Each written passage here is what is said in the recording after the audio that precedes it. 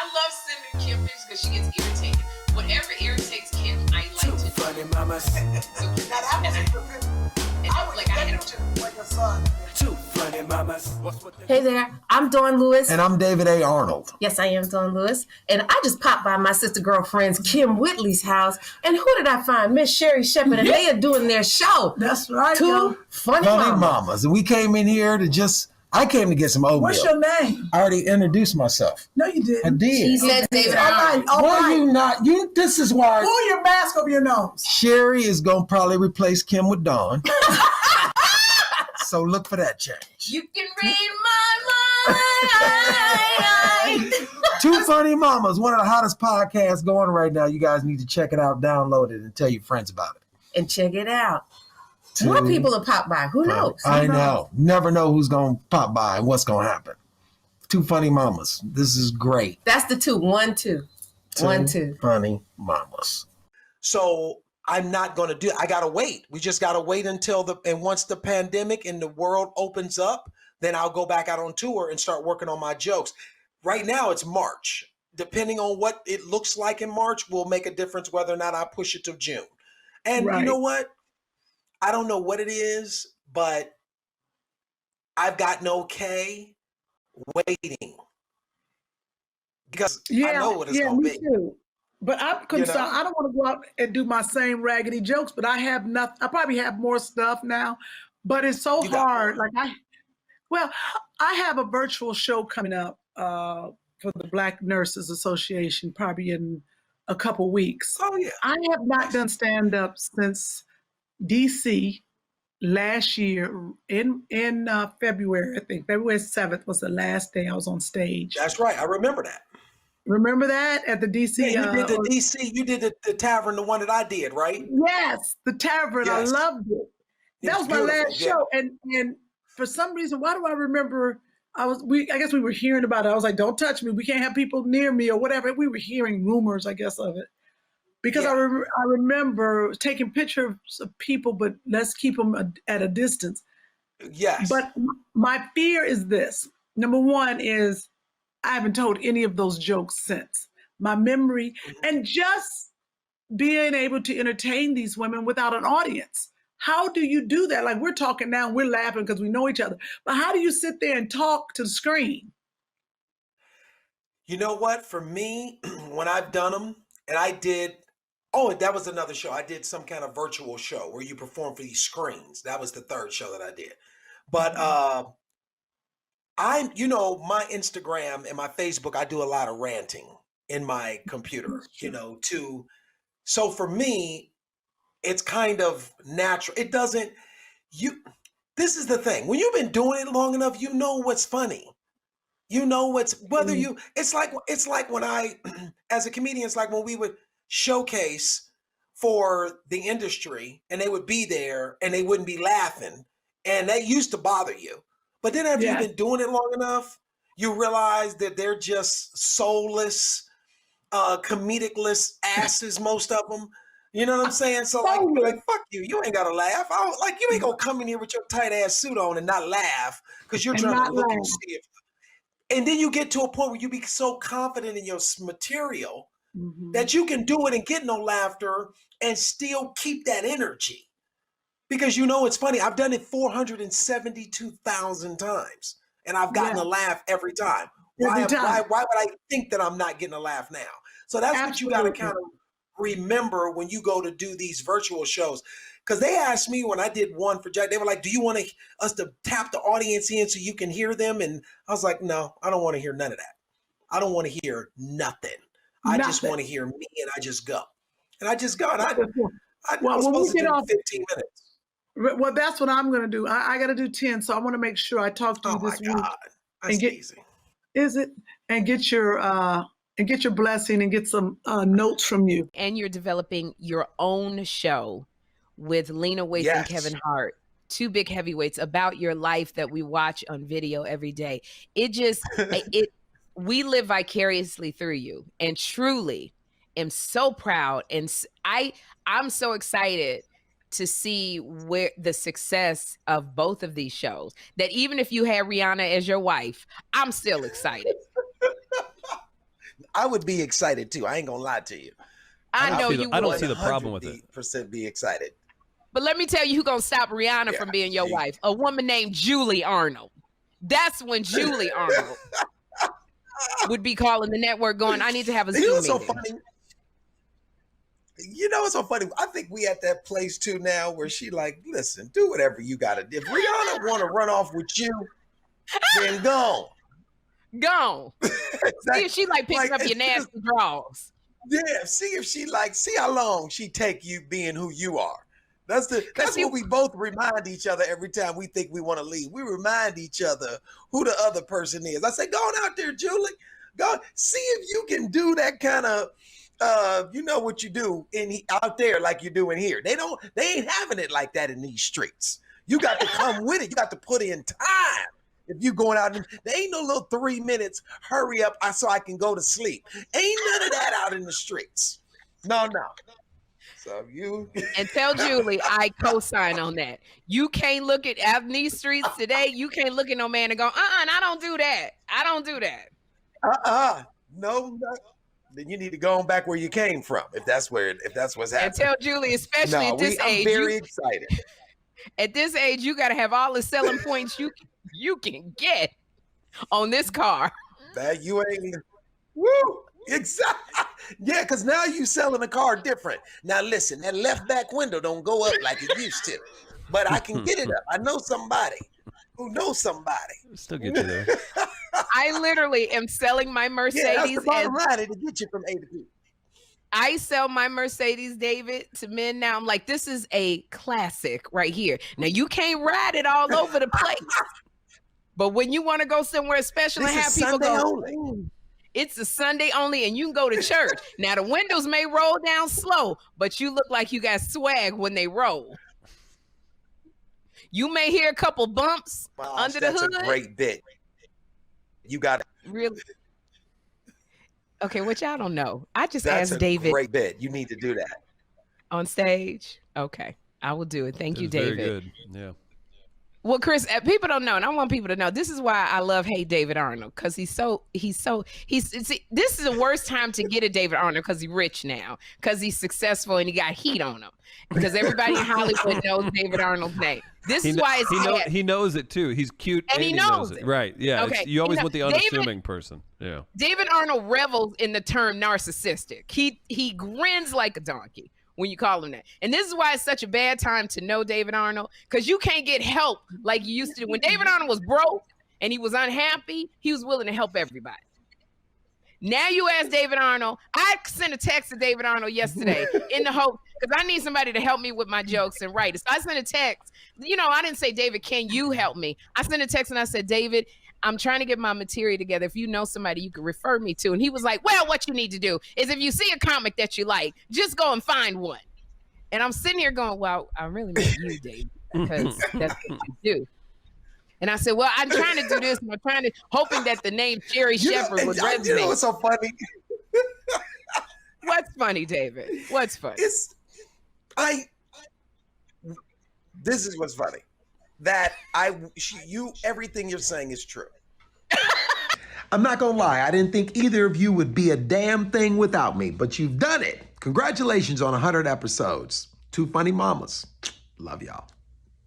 This thing of watching David Arnold was not just David Arnold. It's his talent and he works hard, but it was a village around him that helped him. And I have to give a lot of props to Kym, because Kym set aside 3 years of her life to go on the road. So David, because she believed in David so much, to go on the road so he could get the exposure. He had the talent. He had it, but sometimes people won't look at you, even if you got the talent, and it takes somebody else to kind of usher you in into that place. And Kym was the one that did that, because I would say to her all the time, why are you going out so much? You don't need, and Kym would bring Andre, she brought Erlene. It was a whole entourage. And I have to say this, props to Kym Whitley.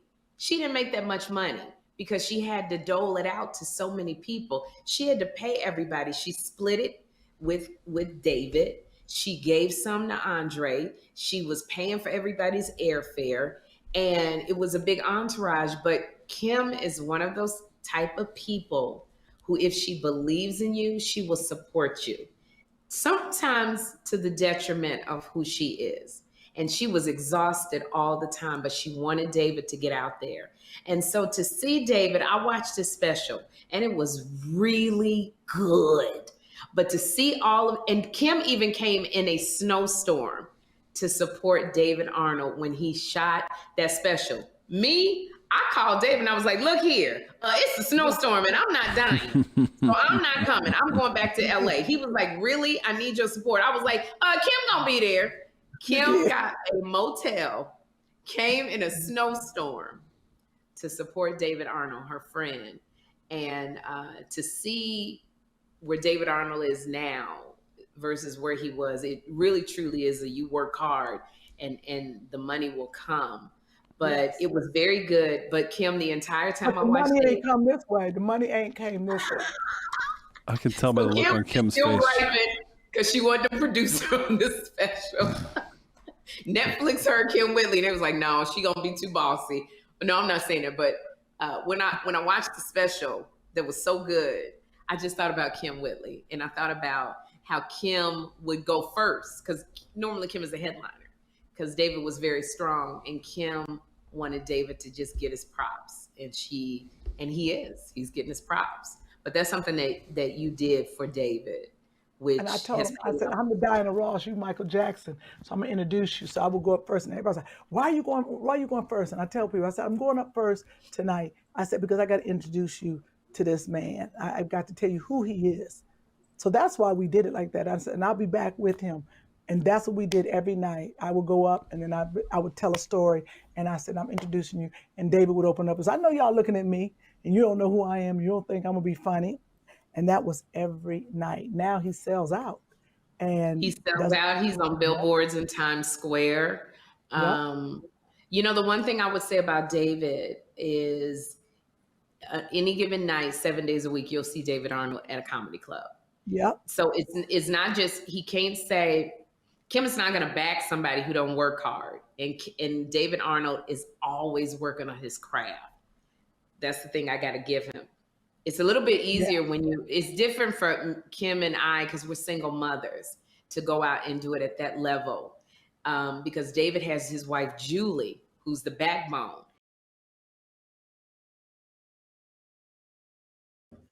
Hey, what's going on? Welcome to Two Funny Mamas. Sherri Shepherd is out today. So we got a funny daddy with us who is shut up, David. Y'all welcome to Two Funny Mamas. David A. Arnold. Yeah. If you didn't say who if let me tell you something. If Sherri don't shave for 2 weeks, that's what she gonna look like. Just like us. Half the people were like, is that Sherri? That's half the people. Y'all, thank you so much. What? Thank you, David, for joining us. Sherri is still working. She'll be back with us. We had Lunell sat in for Sherri last week. She was so funny. I was sleepy. Yeah, she was funny. I was sleepy because I had been up all night. But thank you, Lunell. Did a fantastic job. Did she wear one of them little lingerie outfits that she been posting on Instagram? Because you know she been posting pictures with her ass out like she 21. She don't. She's an ambassador. Know what's going on. She's an ambassador for Victoria's Secret. Rihanna. Oh. Yes. Rihanna's line. Yeah, so she's been wearing the clothes. So Rihanna's like, girls of a certain size can wear this stuff also. Yes, I see. Yeah, and Sherri was irritated. She had the hip replacement edition on. David, did you say the hip replacement? Got a little snap on the side. You can pop your old hip out and put that new one in, and keep the lingerie. Lynell don't know I've been printing her pictures out and posting them up over my wall in my bedroom. Julie like, what's all this? Don't worry about that, Julie. Just keep your eye on me. You understand? It's that hip replacement. That hip replacement lingerie set. For our I love listeners and our viewers who are not familiar with David A. Arnold, you have Who the hell is that? There's Come on, people, keep David. going. Some people don't know you, okay? But I All right, want let's see them who to y'all are. know. See, it's so funny how many years. I remember when I used to say that, and you were like, yeah, Kim, tell them. Now you done got your little special on Netflix and your little The little stuff one. that you're doing. Yeah, little. That's what I've always said in front of anything about you. David, if you go on Netflix and pull up Fat Ballerina, he has a fantastic special, which I helped produce, and you'll see my name. Thank you. But we've been on tour together. Like I said, thank you, Netflix. There it is right down there. David, I even helped you. You designed it, but I helped. I mean, Netflix, I was saying what was good and bad with that little poster, that little thing right there. You did. You gave notes on everything like a good producer would do. Yeah, sometimes I'm good. You were very good, Kim. You talked to me in between the two shows that we filmed that night. You heckled me off the stage in a few parts. We had to cut that shit out. I should have left it in, but go pat your hair down in the middle of the special. I didn't yell at you during the special. I would have never done. Would I have done that? Yes, you yelled out. Pat your hair down. When they came and gave me the key to the city or something, they gave me. And I had my hair was up, and you yelled out, "Pat your hair!" I got the whole thing. I edited it. Yeah, of course. Oh my This God. is who we are. We've been doing this forever. People don't realize we've been on tour together for 10 years, 12 years. Wait, hold on. Let me put my finger in front of the camera. What are you doing? Was that better? Chris said I was blurry. Oh, Chris, you crystal come on clear. and say hello to David. I want you to introduce you to Chris. What's up, David? Good to have you back, man. Hey, brother, good to see you, man, or good to hear you. Yeah, it's good to hear great. you You're too, surviving with these two. I'm working through it. I get a lot of fastballs tossed my way, but somehow we're pushing through. Kim, you look great. The blur is gone. The blur is gone. Sherri got irritated because I was eating on the last episode, so therefore. That's what I was gonna say. So you're gonna keep on eating. I know this ain't a part of the Weight Watchers plan right here. I know it's not. It's not. Okay, 5 points. And I've gone over That's 5 points today. in your hand. That one chip that you done ate right there is 5 points. I can tell. I know. That's a ginger snap. I know what a ginger snap look like when I see it. Look at there go another 5. That she 10 points in, y'all. In less than 3.6 seconds, Kym Whitley done blew through 10 Weight Watchers points. So if you watch it, please know that you too can blow. How many points you get a day, Kim? How many points would Miss Weight Watcher give you? 16. 16. You Oh God. You done blew through over half of the points and we ain't been on but a minute and a half. And you done blew through all your little points. It's the holiday season. I know. Holidays this is the time to eat. Julie, Julie has been we've been working out for me and my wife, Julie. We've been working out a while now. But she really I saw her walk by. Yeah, that's her down on the ground sitting there with her leg and arm out. She been working out. She walked by today and I said, "Look at you. You really smaller than you used to be. You really are." And she said, "Thank you." I said, "No, thank you." Oh God. You didn't say that. You didn't say that. Of course I did. Of course I did. That's the kind of relationship we got. Did you say no? Thank you. No, thank you. I'm glad that we didn't have to have no more conversations. She looks great. She'd be in there working out. How's that conversation go, Kim? Right, how does that go? Which one? Which conversation? Now, if your woman is putting on some weight, how does the conversation go that you're letting her know? Because ain't nobody talked to me 30 pounds ago. You saw me blowing up. You didn't say nothing. I seen some pictures. First of all, Kym Whitley, every time we on the road, I'm begging you, let's go to the gym. That's how you get your woman to work. You can't walk in on your woman and be like, listen, fat bitch, I need you to get your ass up. You can't do that. That ain't gonna work. You're gonna find yourself by yourself. That ain't the way to do it. I'm telling you now. The way to do it is to go, hey, I'm about to go run. Let's go for a walk. You know what I'm saying? You know, let's go for a quick 30-mile walk. You know what I'm saying? Like, you got to find ways to do it with her. 30-mile walk. Encourage her.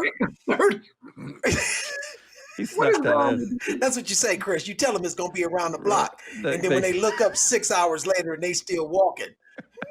No, okay. All right, taking notes. But you have to give them a program and a plan and a, you know, like every. Sure. I think this is what I honestly believe. I can say this. This is real talk. Every time one of us has gotten, because you go up and down in your weight when you know, period. That's just life, especially after a certain age. But when one of us get on it, the other one soon follows behind. That normally happens. So if you with somebody, chances are, if you just start, now I know some people who haven't, but if you start working out and you try to invite them and it's like, hey, this is our thing, let's do this together, they'll get on board. You know, now sometimes people get mad. You know, weight has broke people up now. You know, it's been two fat asses sitting on the couch and one get up and get skinny and then the other one be mad. Yeah. And now you got a skinny one and a fat one, they arguing, you know. Or they break up with you because you didn't gain weight. Exactly. I've had women say, I'm trying, you need to try. You know what I'm saying? I've heard women, they feel that way about the men that they're with. You know what I mean? Right. It's like, I'm trying to hold it together and be sexy for you. So at least you could do is get off your fat ass and do something, you know, like some women feel that way about dudes and some guys feel that way about. I tell Julie all the time, every time I see I see some of these a little bit bigger than, you know, than I want to see them. I look at Julie, I go, you don't have that luxury. I'm just letting you know. That luxury, you do not have that luxury to get. I know I'm gonna get a lot of emails right now. Is it like friends that you've seen that put on weight and you say, hey, you don't have that luxury? Like some of your boys' wives or something? Is that what you're saying? Absolutely, exactly. Like if you see I've seen couples out and I see a dude, I've seen dudes in shape and then they be with their girl and their girl be huge. And I'm like, no, you ain't got that luxury. There's a lot of stuff you can do. What you looking at over there is not one of them. Okay. But what about you? What would you like a woman to say to you if you were putting on some power? What would Julie say to you? See, this is the thing. Everybody's wired differently. Everybody is motivated differently. Julie, you can't say to Julie, get your shit together. That ain't gonna do nothing for her. You got to tell her, you look great, keep going. That positive reinforcement gets Julie going harder. Positive reinforcement don't do nothing for me. Me either. I need to be told I can't do something. I need you to tell me, you fat. Like, I'm gonna tell you what happened this year. When the pandemic first hit, right, March, I went to a social distancing little gathering outside in front of a friend's house. It was like 15 of us maybe, right? We outside. And Tank, you know Tank, the singer. Tank is there. He walks up. Dave, he said, woo, somebody done got all the pandemic weight on them already. And that's all I needed to hear. And from that moment on, but you know, boys, we be talking shit to each other, you know, and comedians, you know what I'm saying? Like, that's what we do. You know, comedians, that's half of our relationship is just dogging each other out. That's just what we do, right? You know what I'm saying? No matter what, right? I mean, Eddie Murphy had Delirious when he had the red suit on. All his friends cracked on the leather red suit. They didn't talk about the fact that he put together one of the most iconic, you know, stand-up specials in the world. They just all dogged the nigga's suit for 30 minutes. That's what we do as comedians. So when he did that, when he made the joke, first of all, I already knew I was fat. I knew it when I knew I was getting big. I knew I hadn't been working out. I just knew it. Mm-hmm. So when he said it, it just reinforced something that I already knew. And from that day forward, 3.5, 5 miles a day, every day. Every day. Oh, wow. Just to get it back. Have you seen Tank since? I have not, but I can't wait to see his ass because I need him to know, Tank, that what you said to me got these. I don't know how much weight I've lost because I've never weighed myself. It's always, I can feel my clothes fall on me different. I don't weigh myself.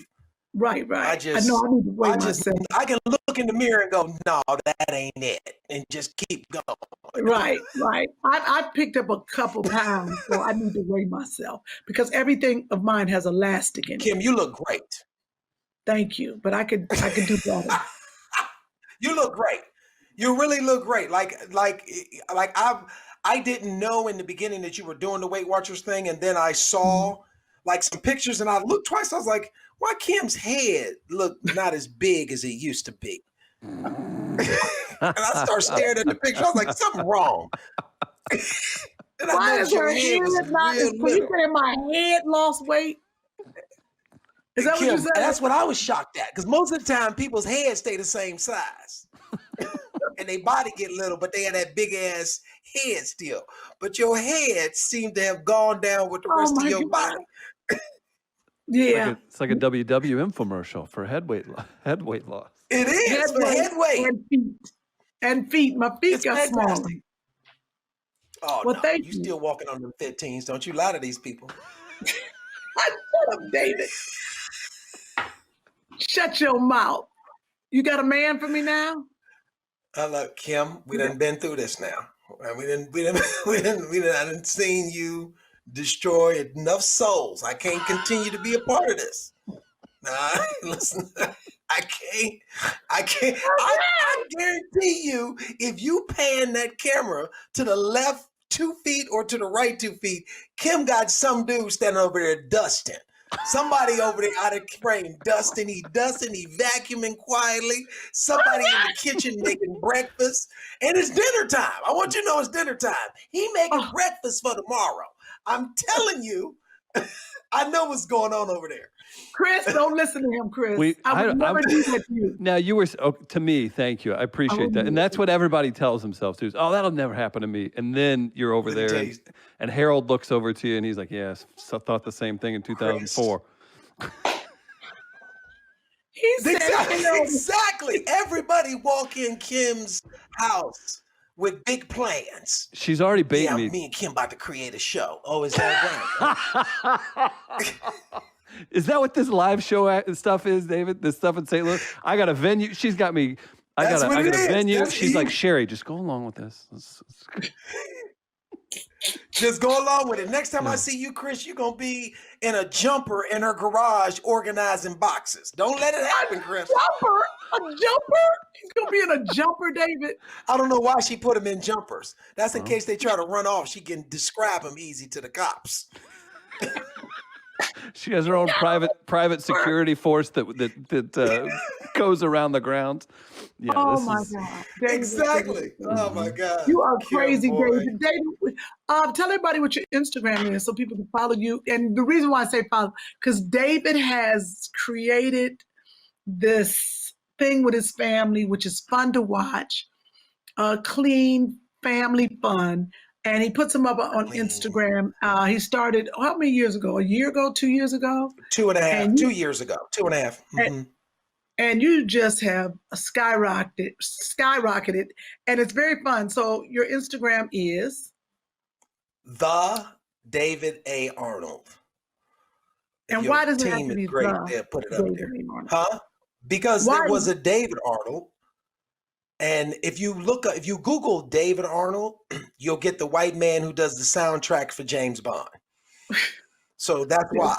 So like in the beginning, when I first came to LA and I started doing stand-up, it was David Arnold, and people would look me up. And I remember I went somewhere one time, and matter of fact, I think on Pandora, my Pandora station had the white man's picture, but my stand-up. No. So I had to go through this. Yeah, I had to go through this whole thing of emailing and going like, look at the photos of the albums that you guys are posting under this white man. He was the profile picture, but then all the the content under was my stand-up. Boy. So you have to do David A. Arnold, because if you don't put in the A, you're going to get, the white dude who's the soundtrack composer. I've never been so happy to not have a camera on me. You would not imagine the disappointment when you popped up on the screen. I saw David Arnold. I was so excited for the composer to come on, and then it's you. We need to just thank God I'm not on camera. I would have been so embarrassed. I was like, Kym, thank you. Finally a guest for me. Chris is silly. Somebody I can really connect with. Yeah, no, so you got to put in the David A. Arnold, and it's David A. Arnold across the board, and all Facebook, Instagram, TikTok, all of that. And what do you like doing better? As far as what? Like Instagram, movies, TV, writing, stand-up. Which do you like to do better? Stand-up. It's not even close. You love stand-up. You love stand-up. I love it. There's nothing and like you teach a stand-up class. Teach the largest stand-up comedy class in the country, the most successful stand-up class in the country. It's not just a stand-up class. That's right. Get it all in your face. Not just one. Come on, Kym. That's chapter 2, right. Quickness. In my class. I love you can't teach anybody to be funny. And I said this to D.L. Hughley when I did his show, and we were talking about it because D.L., Jasmine, who's D.L.'s sidekick, she took my class. She's his, his co-host. I shouldn't say sidekick, co-host. And she took the class, and I was talking about that. As a stand-up comedian, one of the first things I know, you can't teach anybody to be funny, but it's not about that. It's about the tools and it's the work. As you know, for me and you being on the road and working together, it's about the mechanics of the work. And I think that's the thing that's why the class is successful. Outside of the fact that also I'm a successful stand-up, so people respect the fact that they're working with somebody who's working, not somebody who wrote a book and who don't do stand-up. Because I don't know a lot of stand-up teachers, but I know some of them used to do stand-up. Some of them never did stand-up. Right. But I do stand-up. Like I'm, that's my thing. Right. Man. You can really talk about it, Yeah. And that makes a big difference, And then we took it online. We did it online. Then we did it on the road. When we were in Atlanta, we started right before all this shut down. I started taking the class on the road and doing weekend seminars in cities I was working in, which I will do again once we start up. And the first time we did it in Atlanta, we sold out, all the seats for the class. So it was great. That was good. And then I tried to do it and sold none. Well, Kym, what's your curriculum? Do you just you go up and you tell a story about the time I was in Friday? Like, what's your curriculum, Kym? Ain't nobody signed up for that bullshit. I'm mad.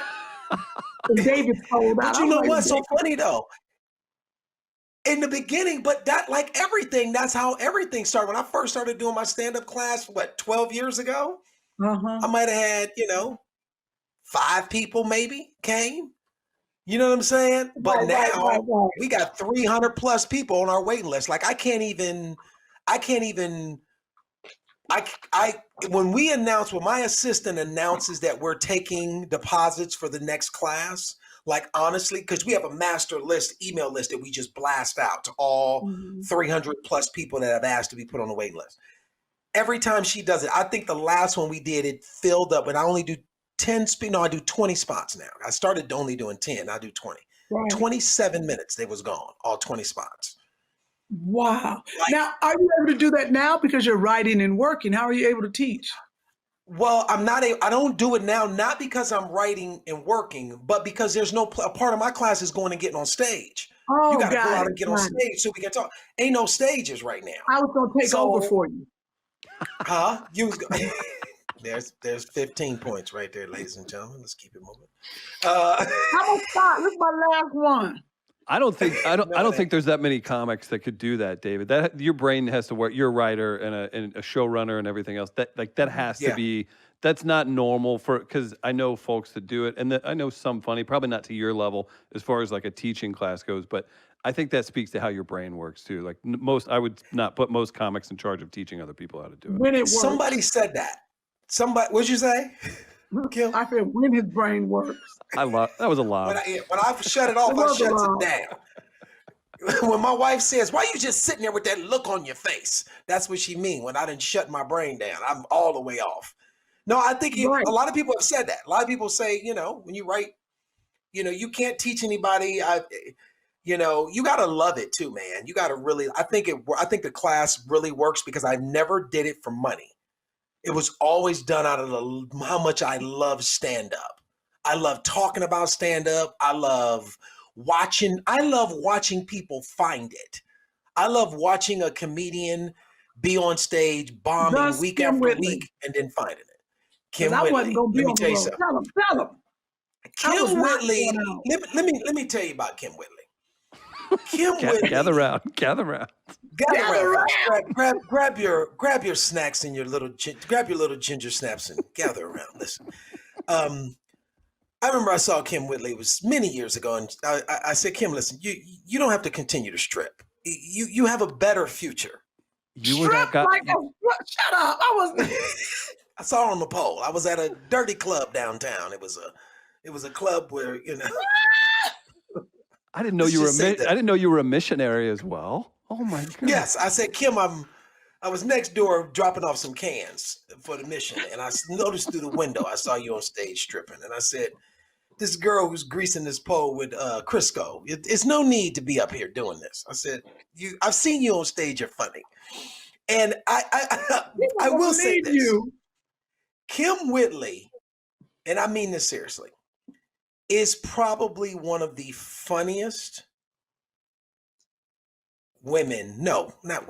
people that I've ever met. And this is what I love about Kym. Kym is so good that anybody can sit next to her and look great. Like Sherri's been next to you killing, Linnell's next to you, I sit next to you, Buddy Lewis said, like you're so good at finding your space and killing. And when I watched her do stand-up, her and Buddy Lewis used to host one of the biggest comedy nights in Los Angeles called Whacked Out Wednesdays at the Ha Ha Cafe. It was so big that it took what used to be a coffee shop and a karaoke spot and made them change it to a comedy club because it was just that popular.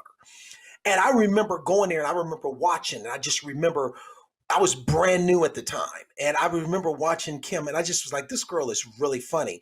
And then we just got to know each other. And then we became friends. And then we really became friends. I was like, let's go on the road together. Let's do some stand-up. You go out, I go out, we go out together, like, right? I was watching her one night, and I never forget this. And I said this to her when she came on stage. I said, the worst thing that can happen for every woman doing stand-up today is that if you fuck around and get serious, all these bitches is in trouble. Because I've seen people work for years to be really good. And I see Kym fuck off for 2 weeks and find these moments that are so great. I'm like, oh, if she stayed up in there, there's no way nobody could fuck with her on this microphone. She's so good. She's so inviting. She's so, I don't even know how to explain it. And I gotta be honest with you, as a comedians, we love being on stage by ourselves. We want to do it by ourselves. That's what we do. We don't need nobody else. We don't like, for me as a writer, writing on a television show in a writer's room is the complete opposite of being a stand-up, because you got a team, you find it. As a comedian, you do it by yourself. Kym and I go on stage together. When we're on tour, we go on stage. I go up, Kym go up, we go up together. That's how we do the show. Yes. And she's so funny, and I love being on stage, but I love being on stage with Kym because it's so easy, I'm going to legitimately have a good time every time we get on stage, and you never know what's going to happen on the show because it's different every time. We've had some shows, and we're like, how did we not record that?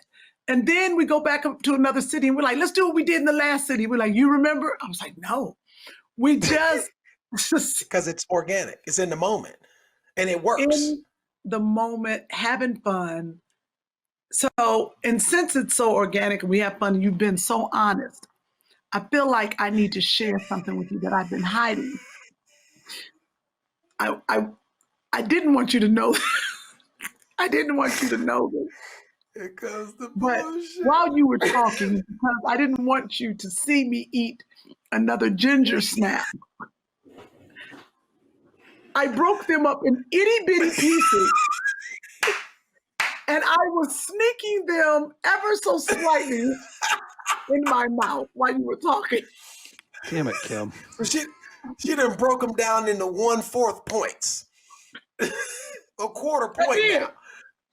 Because I felt like if he sees me grab another whole ginger snap, he's gonna call the people. He's gonna call the WW people. Kym, this means Kym can cheat.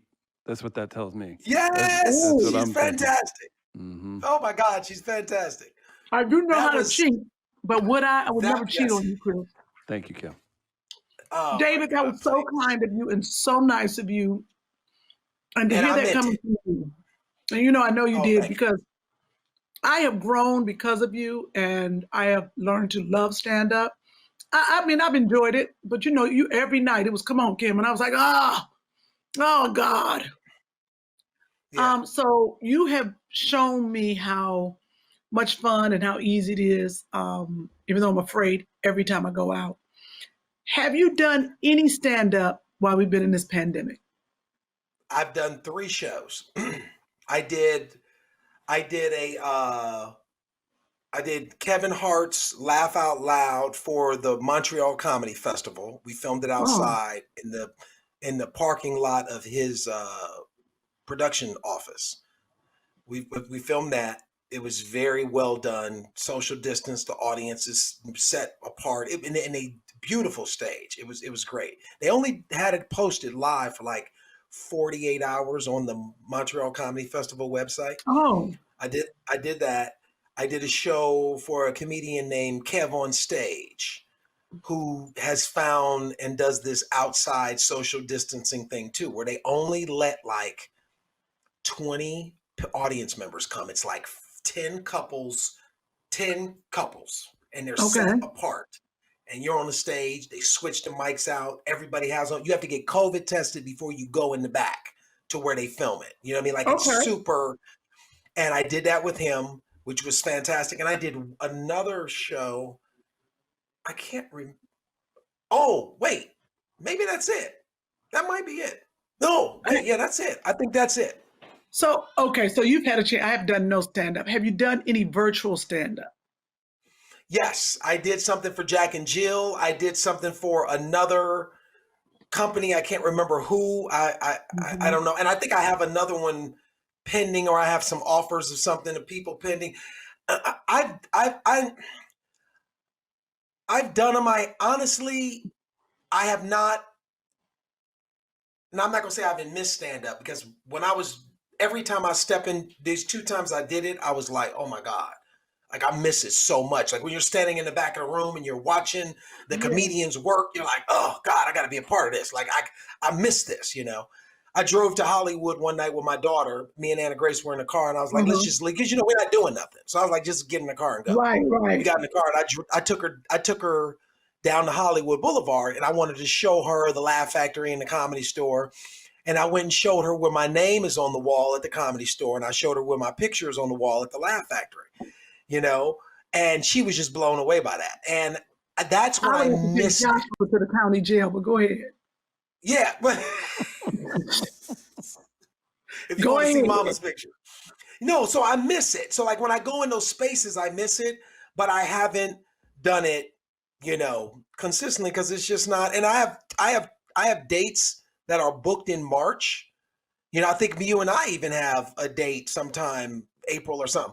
But we pushed them back because I got to get ready for my next Netflix special, because I signed a deal. Fat Ballerina did so well that I got a deal to do another special that is being produced by Lena Waithe. But how are you going to get ready? That's my thing. No, that's my thing. I can't. I I told them, the network, they were like, well, because they asked me too, do you want to do a social distancing thing? We can do like a, because Kevin just released one that was like small. Not for me. I can't do that because like my manager said, he said, yeah, the world needs to see you on the theater stage. They need to know you belong in that space. Because the last special, Fat Ballerina, was done in a comedy club, and it was, it was packed, and but it was intimate. It was, this one we're doing at a theater. Yeah, I need to go up. It needs to go up another level. You know what I'm saying? For me. So I'm not going to do it. I got to wait. We just got to wait until and once the pandemic and the world opens up, then I'll go back out on tour and start working on my jokes. Right now it's March. Depending on what it looks like in March will make a difference whether or not I push it to June. And you know what? I don't know what it is, but I've gotten okay waiting. Because I know what it's going to be. Too. But I'm concerned. I don't want to go out and do my same raggedy jokes, but I have nothing. I probably have more stuff now, but it's so hard. Like I have a virtual show coming up for the Black Nurses Association, probably in a couple weeks. Oh yeah. I have not done stand-up since DC last year in February. I think February 7th was the last day I was on stage. That's right. I remember that. Remember that at the DC? Yeah, you did the DC. You did the tavern, the one that I did, right? Yes, the tavern. Yes. I loved it. That was my last show, and for some reason, why do I remember? I guess we were hearing about it. I was like, "Don't touch me. We can't have people near me," or whatever. We were hearing rumors, I guess, of it, because I remember taking pictures of people, but let's keep them at a distance. Yes. But my fear is this. Number one is, I haven't told any of those jokes since. My memory, and just being able to entertain these women without an audience. How do you do that? Like, we're talking now, we're laughing because we know each other. But how do you sit there and talk to the screen? You know what? For me, when I've done them, and I did, that was another show. I did some kind of virtual show where you perform for these screens. That was the third show that I did. But my Instagram and my Facebook, I do a lot of ranting in my computer, so for me, it's kind of natural. It doesn't, this is the thing. When you've been doing it long enough, you know what's funny. You know it's like when I, as a comedian, it's like when we would showcase for the industry and they would be there and they wouldn't be laughing. And that used to bother you. But then after you've been doing it long enough, you realize that they're just soulless, comedicless asses, most of them. You know what I'm saying? So like fuck you. You ain't got to laugh. You ain't going to come in here with your tight ass suit on and not laugh because you're trying to look and see it. And then you get to a point where you be so confident in your material that you can do it and get no laughter and still keep that energy. Because it's funny, I've done it 472,000 times and I've gotten a laugh every time. Why would I think that I'm not getting a laugh now? So that's what you got to kind of remember when you go to do these virtual shows. Because they asked me when I did one for Jack, they were like, do you want us to tap the audience in so you can hear them? And I was like, no, I don't want to hear none of that. I don't want to hear nothing. I just want to hear me, and I just go. And I just go. And I was supposed to do 15 minutes. Well, that's what I'm going to do. I got to do 10, so I want to make sure I talk to you this week. That's easy. Is it? And get your blessing and get some notes from you. I want to go to a segment right now called Ask a White Guy. Okay, let's do it.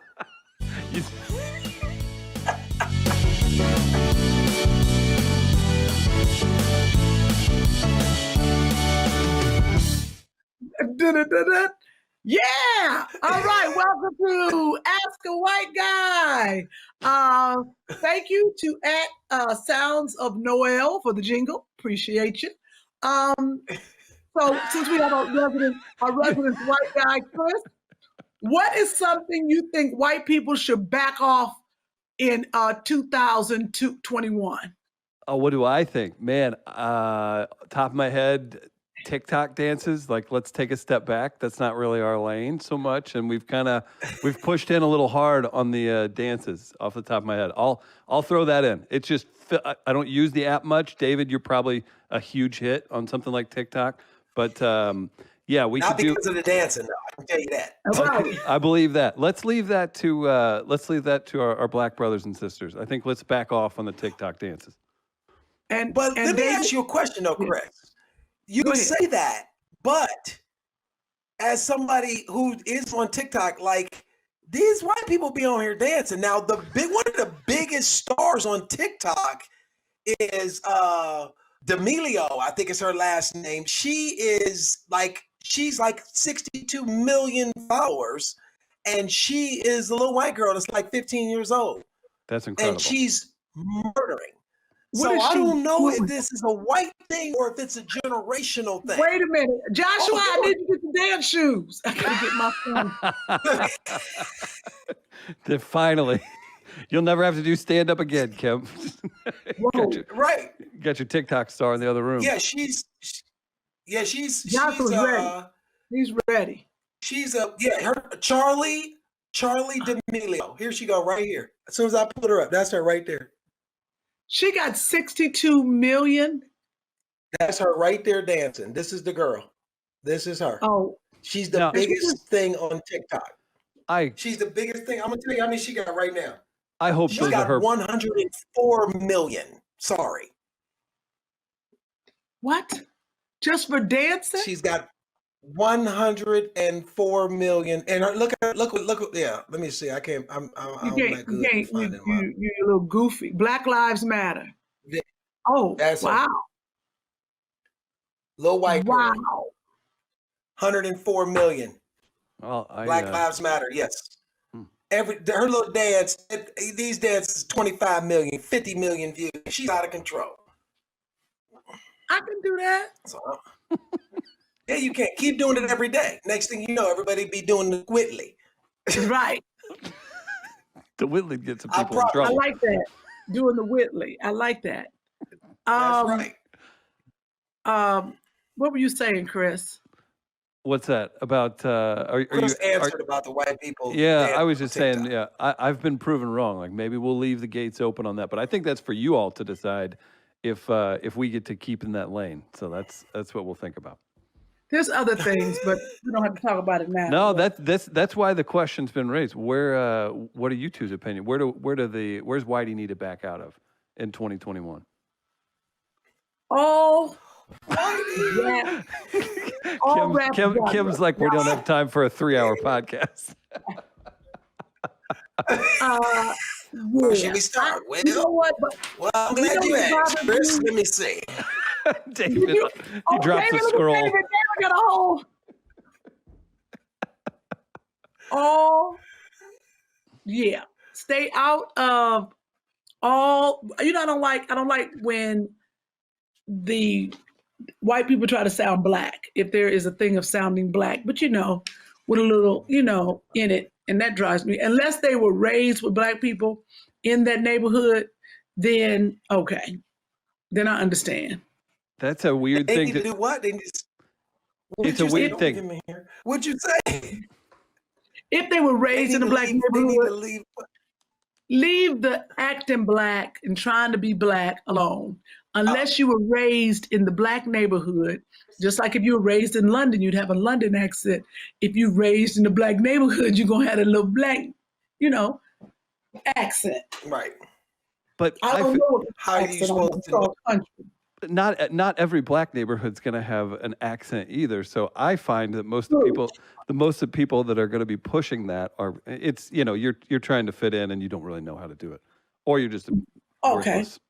Or you're worthless. Oh, you're worthless. It drives me insane.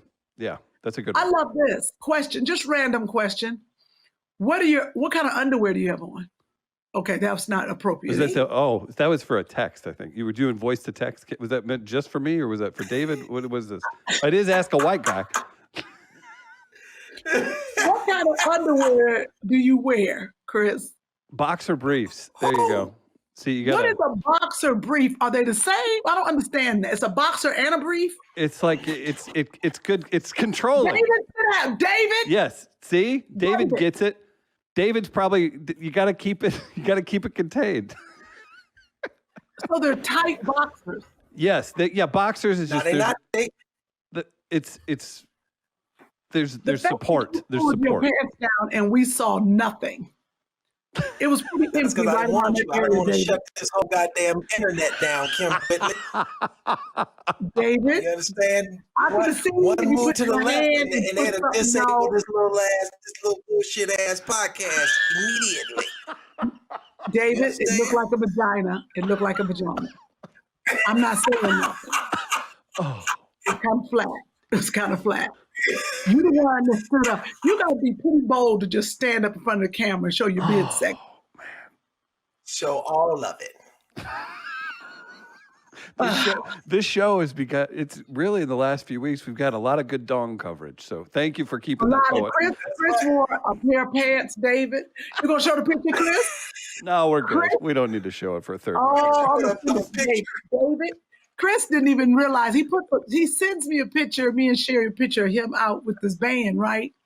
He didn't realize. I was on a theater stage amongst a lot of people. It was a big project. I was proud of it. I wanted to send this to people I respect and say, hey, I got to get up on a stage all day and do this big project with these bands. And I'm like 6'4" with shoes on. So it's like, look at me towering over this band that is topping out at 5'7". I look like Shrek, don't I?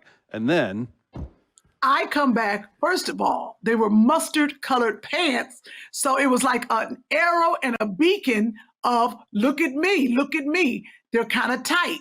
And I said to Sherri, oh my God, look at Chris. It looks like he caught an anaconda. And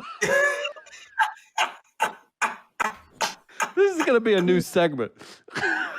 Right. Chris got offended. He was like, why is that the first thing you see? I was like, you put on yellow mustard colored pants and look tight. Everybody else on the stage had on black. I was the host. So, Chris wanted y'all to see. We don't want to be cast into that whole rumor that white guys ain't got nothing. He need to let you know that You got to slow play. You got to slow play, Dave. We're 30 plus episodes in. I finally had to be like, okay, let's go ahead and set some ground rules here. There you go. That's what you do. You these two right here, Chris. I believe you take both of them down at the same time. That's what you do. Kym speaks so much more softly to me now. It's so strange. I do.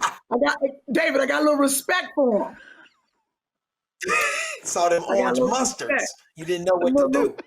Got a little mustard respect for him. Dad don't like. Okay, this is what did you do for dang on, I have the oldest computer on earth. The fan started back up. No, that's one of our old dudes in the background vacuuming, isn't it, David? Right. If you hear a fan noise, that's old dude vacuuming over here. Very funny. What? Okay, I can ask. Okay, I know what I want to. I have a couple questions for you, Dave. What have you been watching on Netflix, Prime, Disney Plus streaming? What have you been watching or regular television? Let's see. What have I watched? I've watched. I think it's HBO Max. I watched The Undoing. I watched. Oh, that's the one you got me caught up in, but I have not gone back to it. Yes, it was I watched that. A little strange. Yes, I did. I watched that. I watched Wonder Woman 1984 on HBO Max. What you think about that? I'm about to start watching they had a lot of money and they spent it. That's what I think about it. Do you think they spent it on the writer? That was good. They did not spend it on the writer. They spent it on all the special effects. And, I think what's her name, the actress, she got $10 million for doing it. So, wow. But I mean, it's fine. We in a pandemic, ain't shit on TV. Go and turn on and watch them 2.5 hours of, I feel like the graphics guys had the most fun on that show. Yes, a lot of fun. What they got to do all the graphics.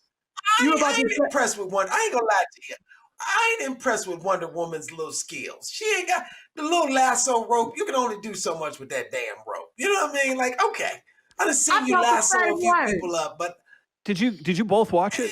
Yeah, I've seen You it. guys, you two are being, being. you two are stars of the utmost, and you must know some people that are backing this financially. I'll say it, I'm a nobody. That was horrible. It was a terribly written movie. It was I love it if some little girls love it and enjoyed the flashing lights and stuff. It was garbage, and it was 2.5 hours. If that was an hour, I would have understood it. But no, that was terrible. Yeah. And this is supposed to literally be a god or a goddess, and she's like can't do anything unless her boyfriend's around. Like that was a joke. Get out of here. It was less than empowering. I hated it. Yeah, it made me angry. I spent so much time sitting there. It was not. Wow. Well, okay. Well, I mean, okay. I was in a bad mood from the night before when I watched a Clooney movie that was so bad. Oh, wait a minute. The one about, because I'm trying to finish. Which one? The one of him with the little girl in the snow? With the little girl in the snow? Yeah. David, can you write for these people? Skyfall? Yes. Is that the name of the movie? Yeah, I think so. I didn't watch that. I watched the trailer and was like, I'm not watching this. Yeah. George Clooney has a beard. That's the most interesting part. No. Don't say that. Have you seen it? I saw it, and I'm up to, him and the little girl in the snow now, and then the water came in. And I was like, I wanted to fast forward it, but I was like, no, I'm going to watch it. So I haven't watched all of it yet, so don't tell me. The Midnight Sky. Or it's like, if it's like, Midnight Sky, that's the name of it. It's like if Interstellar got bopped on the head with a baseball bat. Wow. Yeah, what about, we know Chris hasn't seen this, but David, you might have watched this already. Ma Rainey's Black Bottom. Soul. Did you? I didn't see that yet. I saw Soul and I saw Jingle Jangle. I didn't see Ma Rainey's Black Bottom yet. Okay. That's what I did not see that one yet. I will watch that next. I heard it was pretty good. I didn't hear it was great. I heard it was pretty good, and it's getting pretty good because Black Panther. I see you eating because Black Panther ain't with us no more. Right. That's why I enjoyed it. Now, Kym. I was hanging up. I think that's what gave it more points. I feel like if he was still alive, people would be going, that might not have been the best shit in the world to watch. I could have cleaned my garage. You know what I mean? Like, I feel like people was not impressed, but they give him a lot of. Yes, but it was from a play. Ma Rainey's Black Bottom is from a play. So they adapted it. I know what it is. But it still looked like a play. I think that's what they were trying to keep. I mean, this is okay. I think that might have is what threw people off. But yes, I haven't seen it. I'm going to watch it. I'm not going, but I'm just telling you what I've heard about it. I watched Soul, Jamie Foxx's Soul with Tina Fey and Jamie Foxx. I enjoyed that. That was incredible. It was Jamie Foxx. Great movie. Tina Fey. What did you say? Oh, it was Tina Fey, the voice. Okay. And Jamie Foxx. That was a good movie. She played 22, I think. Yeah. Mm-hmm. Oh yeah, that was great. I enjoyed that. Jingle Jangle was really good, and you know what I did do? Because I got, my daughters are 13 and 15, Anna Grace and Ashlyn. So Anna Grace has this obsession with the 80s, and she always asks me, what was it like growing up in the 80s? She's very obsessed with the 80s. The 80s. And so I've been showing her all of the movies from the 80s. And so we literally, oh, sorry. What? That's what you got from the 80s? Of all the movies you could have said, looking for Mr. Goodbar is what the 80s means to you. Not Breakfast Club, not the 16 Candles, not Coming to America, not like the biggest, not Home Alone. That's some of the biggest hits in the history of the universe. Looking for Mr. Good. Oh God! Disable her mic. Yeah, Dave, you want to put a steal up. I was gonna say, you want to just throw a photo up of her, that thirst trap one from Instagram the other day, and then me and you will just talk for another 20 minutes. We'll close it out. All right, looking for Kym, what made you think of that? Even a movie in the 80s. You know why? Because there were 2 movies out, something about a candy bar or something. I went to the wrong one. I ended up going to looking for Mr. Goodbar, and I was in there shell-shocked and appalled. I was like, well, this is not the movie. So it's etched in my mind. I think my brother 1977. told me to go watch it. And then he told me another movie with Burt Reynolds. He was like, Kim, this is the best movie on earth. It was the worst. My brothers would always trick me. So I sat there, I was waiting on the movie to get good. I was waiting. The credits rolled. I was like, what? He said it was the best movie. I cussed him out for weeks. I still remember it. I got PTSD. So when people tell me, oh, you got to go see this movie, I'm like, no, I don't. Burt Reynolds, anything with Burt Reynolds had to be the 70s. So this Mr. Goodbar, I didn't know what this was. So Mr. Goodbar came out in 1977. It is rated 65% on Rotten Tomatoes. I'll give you that. Yes. Here, do you want to hear the synopsis? No. I wasn't around in the 70s, so I didn't go see that. Oh, that's probably the wrong one then. My mistake. I'm bad at Google. 33 in 1970s. What you say? No. Anyway, back to what I was telling you. Sorry, go ahead. My daughter's been watching movies, so last night I showed them Coming to America for the first time. Wow. Oh. And they were in the beginning, they were like, I don't know what I say.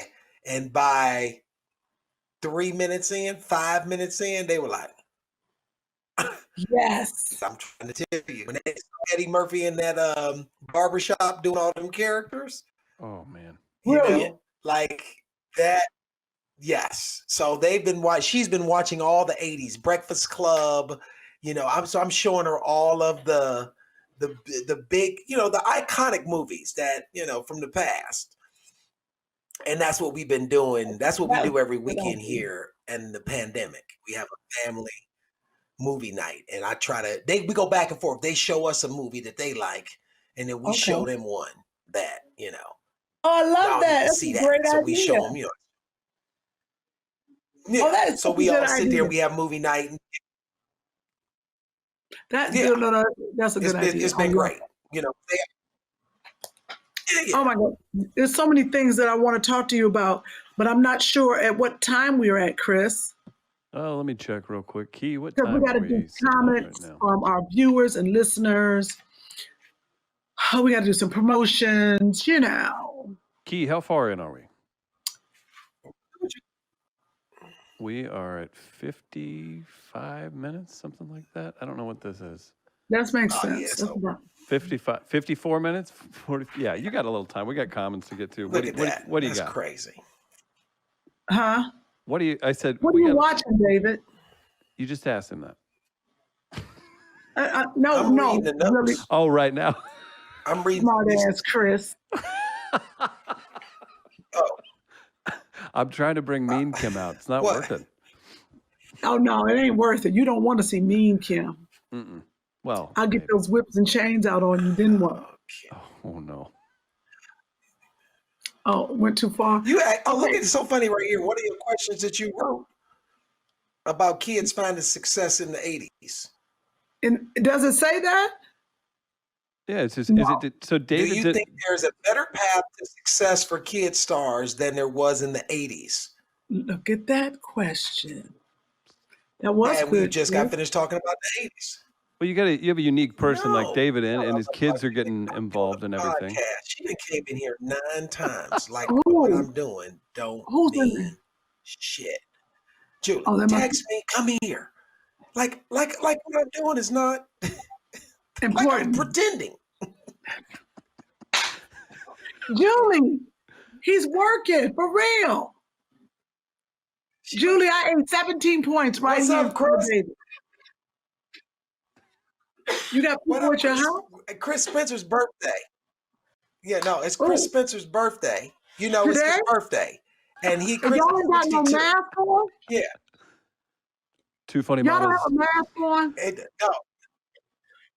Buyjack.com/2funnymamas. Wait, Get your own 2 Funny Mamas mask. Get your own mask. Buyjack.com. Shut your mouth, Chris Spencer. You don't know how old I am. You talking to Chris now? Happy birthday, Chris Spencer. Yeah, Vanessa. Kym Whitley said happy birthday. Okay, David, we're on the podcast.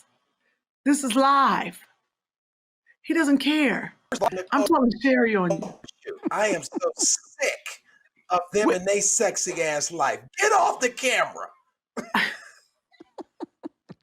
What's funny? Look at Boris and Nicole. Everybody dressed regular. Boris and Nicole look like that. Oh, look how cute. They're ridiculous. Oh my God, they make me sick. I love them though. They are so beautiful. I can't take them. They are beautiful. And the kids are pretty. Today is Chris Spencer's 53rd birthday. Oh, I got to text him and say, hey, happy birthday, Chris. You're good. But everybody trying to do like you did. I'm back. Julie, he gave a great birthday for his wife, people. Nothing like it. I tried to get a dude just to send me some flowers. Well, one day, David. One day, I'll Julie take a lot of bullshit for that little birthday gift she got. Trust me. That's true. Yeah. Yeah, she built up a lot of in the middle oh, go ahead. of us today. I'm planning on waking up empty. You plan on what? Waking up tomorrow and this whole house be empty, where she done took everything and left me in here. Oh God! Yeah, well, you work so much. At all. I know you because you work so much. What do you have coming up? Do you have anything coming up that you can promote? Well, pay for your internet. Yes, What'd you say? What? I said maybe pay for a better internet because it keeps cutting off. Here, Kym. I don't know why it's doing that. I don't know why it's been perfect all this time. While we let David's dial-up catch up real quick, let's promote a black business, and we've got dial-up catch up. We're gonna real quick. Look, and I have to talk so he can't immediately just shred me. We're going to show a quick promo for a podcast that Sherri and Kym are going on, and then we've got some support of black business music. So here's a quick video. Stop. I'm not picking you up. Look at these boots. What size are they? You think I can fit these boots? Girl, look at these little feet. You gotta have feet this size. They look like a 2. But if I turn it around, it could be a 9. Girl, that's some little feet. You could only play drums with feet this small. Oh, I could do a lot more stuff with boots this small. Oh, look at this. Oh my. That looked like a lot of fun.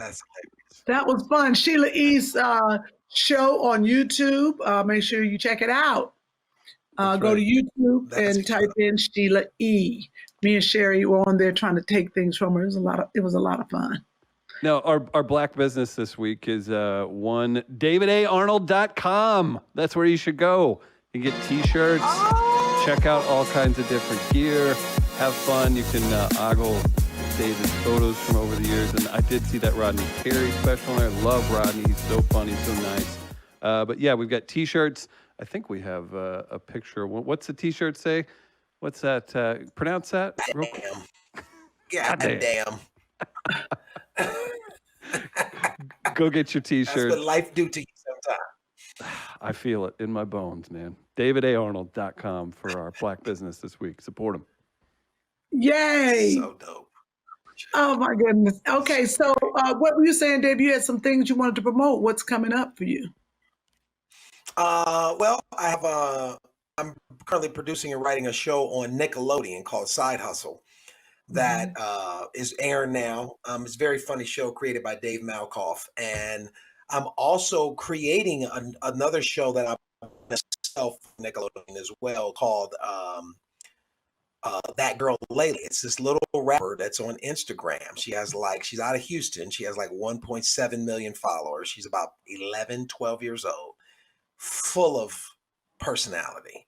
And Nickelodeon gave her a show. And so I wrote an idea with him, produced it. Me and Will Packer did this. So it's with Will Packer Productions under Nickelodeon. So I'm literally doing that, getting ready to go into production. Can Joshua be on the show? Can Joshua? That was my next question. Absolutely, 100%. Okay, Absolutely, go ahead. he can be on the show. If he can sit his little ass down for more than 2 seconds, he 100% could be on the show. If I could get him to walk from one spot to another, without getting distracted, I could 100% put him on the show. You're right. So start working on that right now. And then I'm writing a pilot for Netflix for a comedian named DC Youngfly, who is, everybody knows from 85 South, and DC is very funny dude. Called me and we talked about an idea. I came up with a concept and pitched it to Netflix, and we're developing that. And then, as you know, and following in your footsteps, Kym Whitley, me and Julie and the girls have a development deal over at OWN on Oprah Winfrey's network, and I'm writing a pilot for that right now. Yeah, so I'm writing a pilot for that, and then lastly, Amazon. I sold a show with that. Lena Waithe and Kevin Hart are producing a TV show based on my stand-up. That's a starring vehicle for me on Amazon. So we're in the middle of meeting showrunners to write, and we start, the writer's room, and that starts, I guess they want to try to start it this month. So get out of here. It's quite a few things. It's a lot of stuff going on, but I'm very blessed. I'm not complaining. I've been doing this 25 years, so it feels good to, finally be. You know how long I've been doing this, Kym. You know how long I've been trying to. And you deserve everything because you have been patient, sometimes bitter, but patient. And now the bitterness is going away. Just mad. No, I'm still mad. bitter. I was like, relax, David. It's coming. Patience. But you deserve everything because you do. You have to believe. Okay. It's okay. true. Yep. You do have to believe. I agree.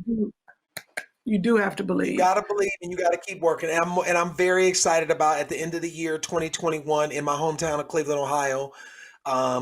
We will be filming my next Netflix special at the State Theater. So I'm very excited about doing that. And Kevin Hart and Lena Waithe are producing that show as well. So I'm excited. Kevin Hart and Lena Waithe. Kim will be there. How y'all cut me off the really fast? We didn't cut you out fast. It was a slow cutout. We did it slowly. We cut you out slowly. I'm gonna call Lena and I'm gonna be like, no, y'all can't cut because you wouldn't even know Lena if it wasn't for me. I'm attached. That's not true. Me and Lena Waithe used to sleep together before she switched to the other side. That's not true.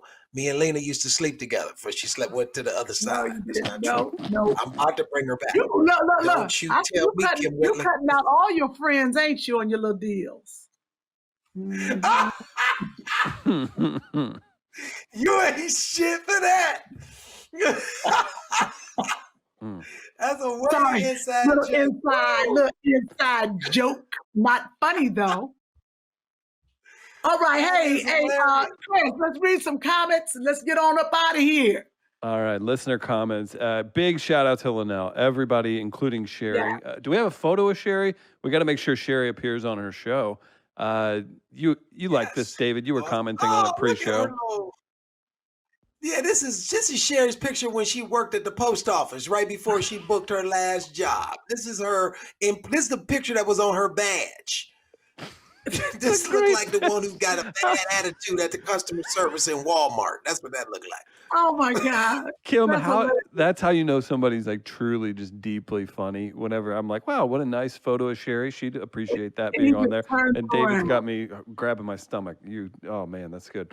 Shout out to Linnell. Everybody adored her last week, and including Sherri. Everybody had a great time. So we'll have to get Linnell back on again with the internet issues. Kym, why do you have all these friends with the internet issue? I thought you guys were balling. I know, Linnell was great. Sorry about send people a hardwire so we can hardwire. It's not in the budget, David, so we're going to need you to step up. It's not in the Too Funny Mamas budget. $15 connector. Okay. Yeah. I'm trying to keep my job here, man. Come on. Marsha T. In the islands. Marsha T. This is from YouTube. In the islands, the Caribbean islands, we some make a liver and dumplings in the morning for Christmas breakfast. And it's delicious, finger licking good. So Chris, I get you. They need to try it before knocking it. I think that's how it was read. That's why you was having problems. Now see, if I read that in that accent, I no longer get to work on the show. So yeah. I'm canceled. I doubt I can. It'll sound like something like kind of Irish, like. Mine sounded Irish. Call me now for your free reading. That's clear. Call me now. Call me now for your free reading. I can't do it at all. And now I'm done. So she was backing me up on the liver dumplings. I guess in the Caribbean islands that happens. Callie Sunbeam said she wouldn't watch if Lunel couldn't be herself. Lunel kept expressing that she was worried and she apologized for being herself. No, everybody loved it. It was great. She let it fly, and David's doing the same today, so I'm so happy. Darletha Rhodes, we miss you, Sherri, but your girls held it down for you, all caps. Thank you, Darletha. This is good. We don't have the video to play back for you, David, but you've been around Kym enough. Kym, pull your hair off your chin, please. It's bothering me. Come on. Come on. Look alive. She didn't know. She thought her beard I'm falling asleep. Real quick. Hang on. Let's see. Micaiah Brown said, Chris said, Christmas come late. Sherri's going to get to all of y'all. Kym exposed herself last week on the show, much like you did today, David, and I definitely did. I called it out. I said, Christmas come late. So people were. Yeah. Lunel's funny without even trying. Shout out to Zex Ton. Michelle, I'm here for Kym, Lunel, Chris, and all the delays. Jasmine, I think Kym and Chris should do it and then let us know what happened. That's explicit, guys. I'm so here for Kym and Chris flirting. I didn't realize I picked out all these. Thanks, Cells, baby. We picked out everything about you and me. Oh, weird. It's funny how that comes. Happy New Year to everyone. Happy New Year to Kim Whitley, Sherri, and Lunel. Are you all going to celebrate? That's good stuff too. And here, let's finish with a serious one. Email from Tammy. Just want to say Happy New Year and how much I enjoy the show. My son passed away from suicide this year, and my son passed away from suicide, and your show helped me through my hard times. Thank you for a great program. May everyone have a blessed 2021. Thank you again, a fan for life. So you all, David included, Sherri, you guys make people so happy. So I thought that was a very nice email. And thank you for sharing that with us, Tammy. Oh, that was great. Thank you, Chris. Hey, you all, I want to thank everybody for listening and joining us on YouTube also. If you want to buy some of our merchandise, go to buyjack.com, right, Chris? /2 funny mamas. That's right. T-shirts, we got bags, all that stuff. And if you want we have it all. David's T-shirt, thedavidarnold.com, davidarnold.com. Good stuff. davidarnold.com. Thank you so much, David, for joining us. I love you, man, and I'll be in touch with you. Yes. Yeah. I love you too. Thank you, guys. Thanks for having me. You know what? Thank you so much. You've been a great guest. I mean, I love you so much. I almost can't leave. Vacuum dude probably slowing down. Now that Kym is gone, we can do a real show. Right, let's do the real show. How many chicks you slept with, dude? Just turn it into just full on. Oh, look at wow. What is Kym doing? Oh my God. Dang, this Kym. is great. Wow. There you go. She let us have it. Why is Kyle's hand in the middle? Shut up! Get your brother's hand out. That was good. That's very funny. Bye, everybody. Thank you. Bye, y'all. Love you. Bye. David, go buy your bra. Go buy a bra for your titties.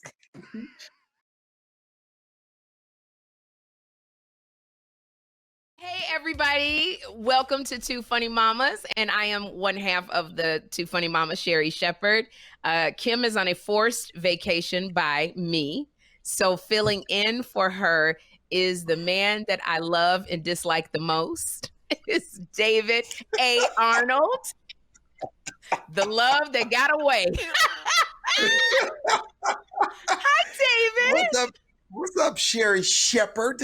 How are you? I'm doing good. I'm doing good and bad. That's how I. Yeah. Let me tell y'all should have saw me. They should have saw me watch you try to put this whole system on to hook it up, hardwire it. It was like 9 people in Sherri's house. And well, when Chris said, "Where is your modem?" and I don't know what that is. And then I said, "Your tower." your internet tower. Then she went, oh yeah, it's in the black people got a name, a different name for all things. The official name ain't gonna get nobody's attention. It sure But won't. But I said that tower. She went, oh yeah, I know exactly what the tower is. That's it. I'm sorry. Chris gonna learn. Talk to me the right way. Right. You know what will get results, David. You know you've been married so long. I know. Cause everything around here is that thing. You know that other thing over there. Oh, that thing. I didn't know. I thought you meant the other thing. You mean that thing. That's right here. This is what I want to know. I love you so much, I do, David Arnold. You know, when you've been married to, how long you and Julie been married? We've been married 18 years, 4 days ago. Well, no, let me see. Today is 5 days ago. We're on the 12th of July. We've been married 18 years.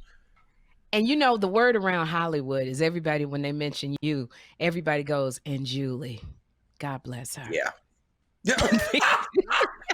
There's an asterisk next to Julie's name, and God bless her. How she deal with this, man? I don't. That's what we do. I know. It's true. I do understand. Listen, everybody has that person that is supposed to be, I guess, with them through their journey. And some people get lucky and get that person. I mean, we be going through it now, but I don't not know, and I'm not aware that she's the one that was supposed to definitely walk me through this. Cause if I was her, I'd have left me a long time ago. Yeah. If I was her being me, I'd have left you a long time ago and sued your ass for mental anguish. Mental, because all these paid bills and this pool and all this happiness over here is just mental anguish. It's too much. Nobody should have to deal with this type of security that you provide, David. So what? You want a little ass every 6 to 8 weeks. So what? You expect some food that's not microwave, but the mental anguish of having to do those things is too much. That's what I hear. It is, because you just put so much extra on everything, David. But I could sit and watch you for hours on end do your stand-up. When I started watching you and you said marriage is like a cage match, the thing comes down, let the games begin. I was on the floor at the way you described a marriage. Yeah, that's what it's like, because people don't get it. And I think that other people don't. What other people don't get is that everybody talks about marriage and they sell it inside. It's like selling a car. They talk about you get 80 miles per gallon. They tell you all the great stuff. But what they don't say is, now, when the brakes go out, it's going to be $1,200. I just need you to know, every brake pad going to cost you $1,200. Like, they don't give you none of the other side. And it's like, I love driving BMWs. That's not a brag. That's just what I like. But I also know that they cost. Yes. So you just have to have what you like, go into but knowing it's going to cost you. And I don't like when people just talk about the one side, the new car smell, the leather seats, and all the functions right at your fingertips. All of those things cost. And sometimes it costs mental anguish.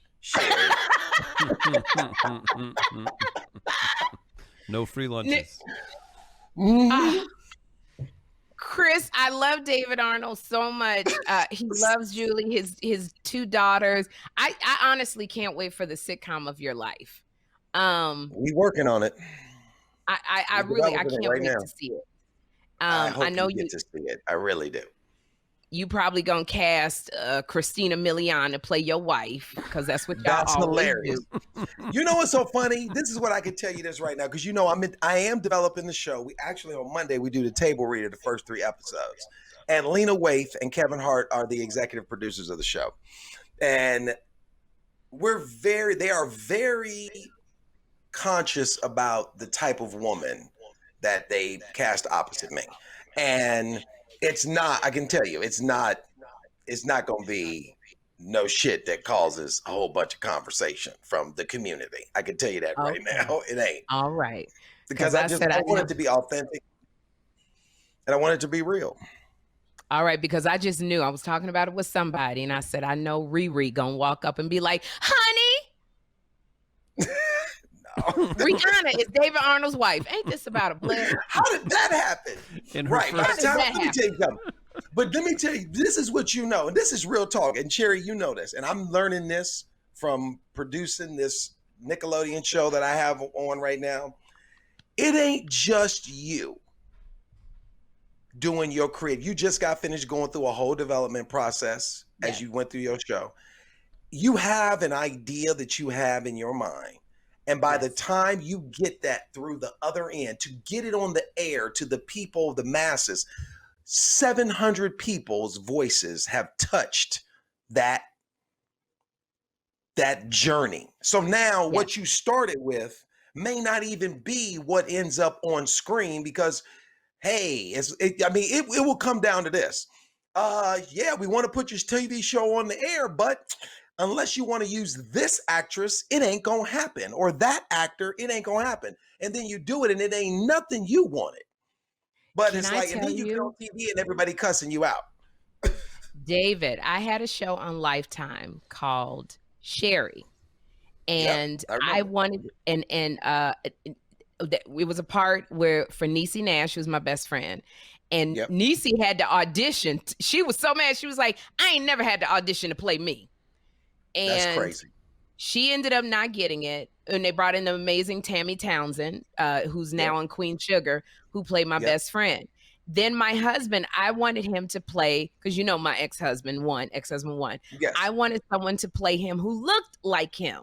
And we casted an amazing person who looked like my husband. We did the pilot, and when I tell you 10 minutes into taping the pilot, I said, where the man that playing my husband? He was gone. The network said they wanted a name and someone more attractive. I was like, what? Wow. I wanted it to be, and let me tell you, and I'm not throwing shade. I think still at this day, my son looks like my husband. I think my son is the most attractive boy in the world. Right. But they wanted someone who had TV looks. So they fired him. And I felt so bad because he was so excited to book the role of playing my husband. And they brought in Malcolm Jamal Warner, who I loved. He was great. Right. And Malcolm, for the entire season, played my ex-husband who left me for the white girl. And it worked. And it was just like, but it did. It went through all of these. One day I was wearing hoops in my pilot. The third episode, I was like, where are my hoop earrings? And they were like, well, you know, the network Lifetime, you need to talk to the producers.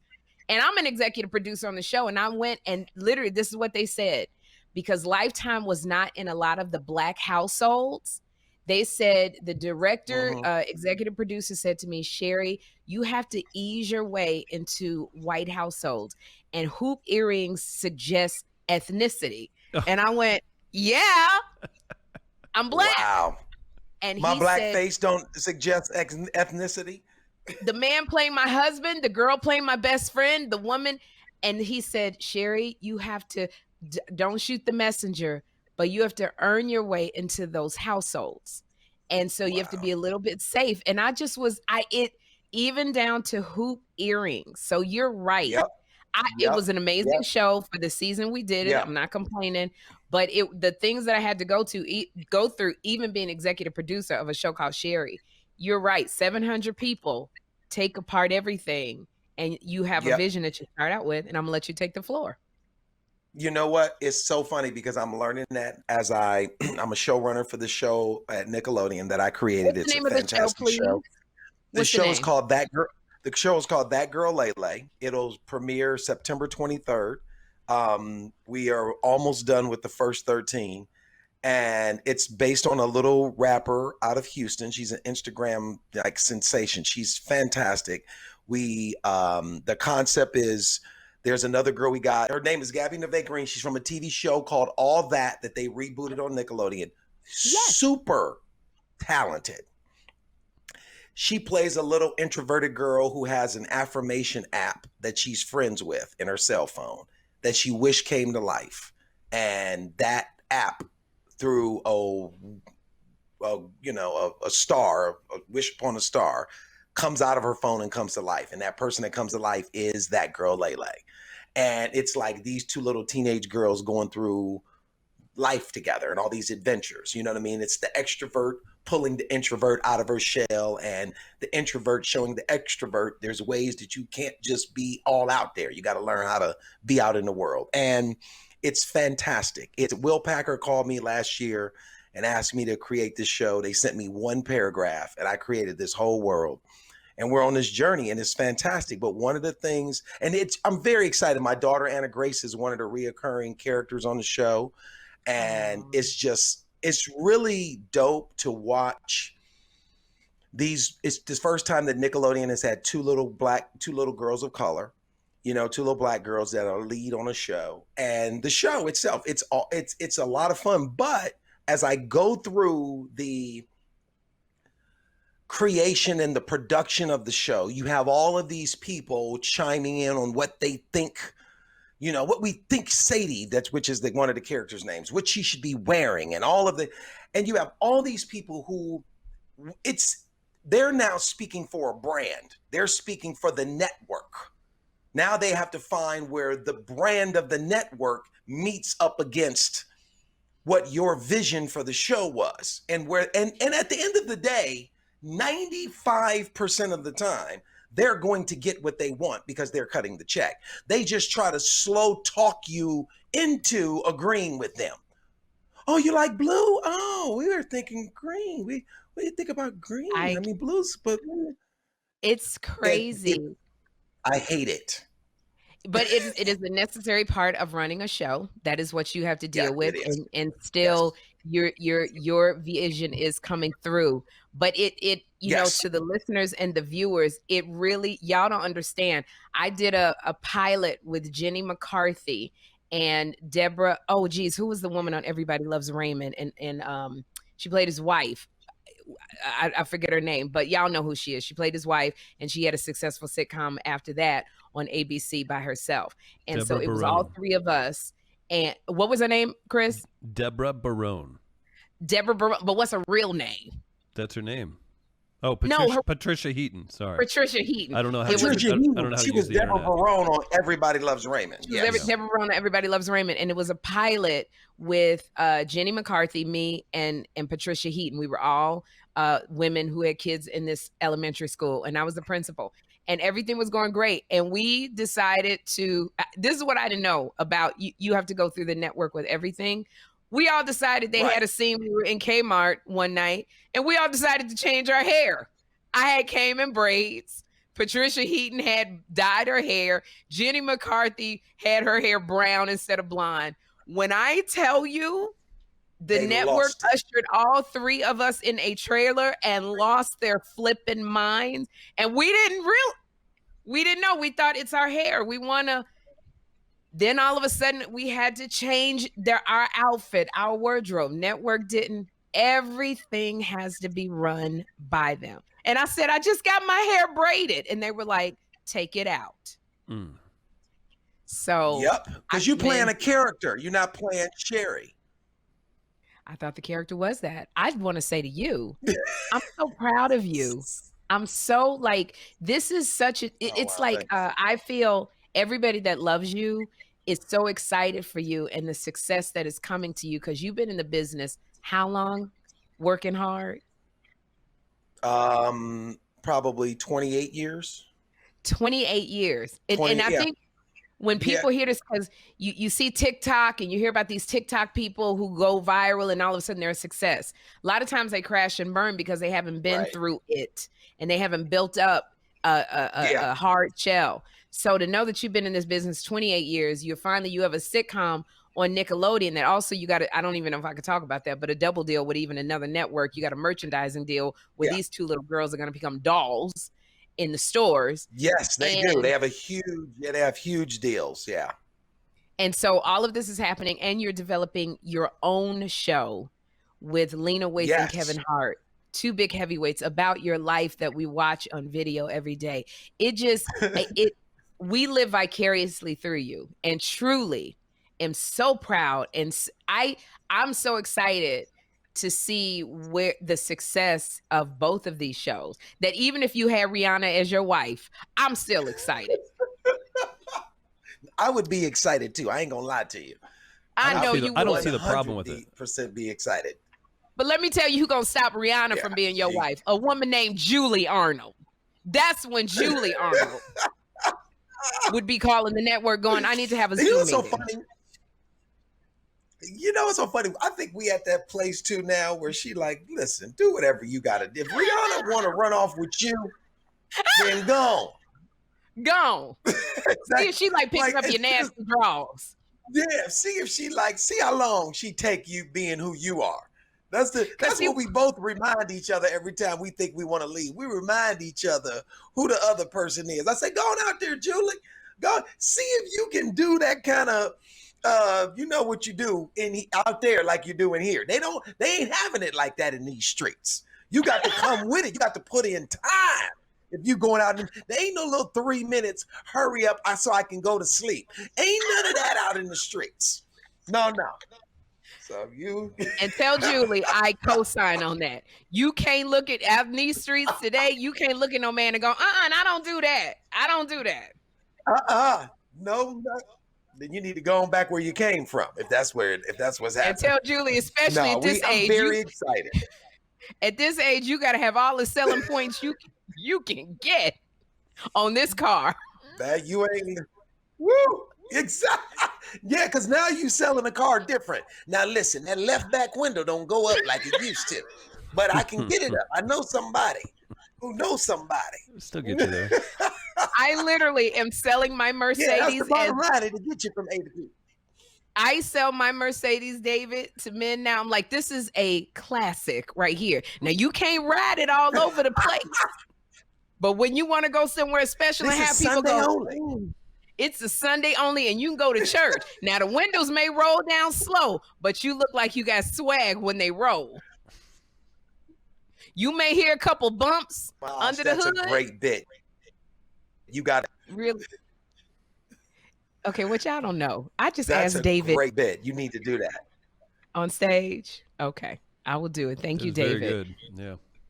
Well, Chris, people don't know, and I want people to know. This is why I love Hey David Arnold, because this is the worst time to get a David Arnold because he's rich now, because he's successful and he got heat on him, because everybody in Hollywood knows David Arnold's name. This is why he knows it too. He's cute and he knows it. Right? Yeah. Okay. You always want the unassuming person. Yeah. David Arnold revels in the term narcissistic. He grins like a donkey when you call him that. And this is why it's such a bad time to know David Arnold, because you can't get help like you used to do. When David Arnold was broke and he was unhappy, he was willing to help everybody.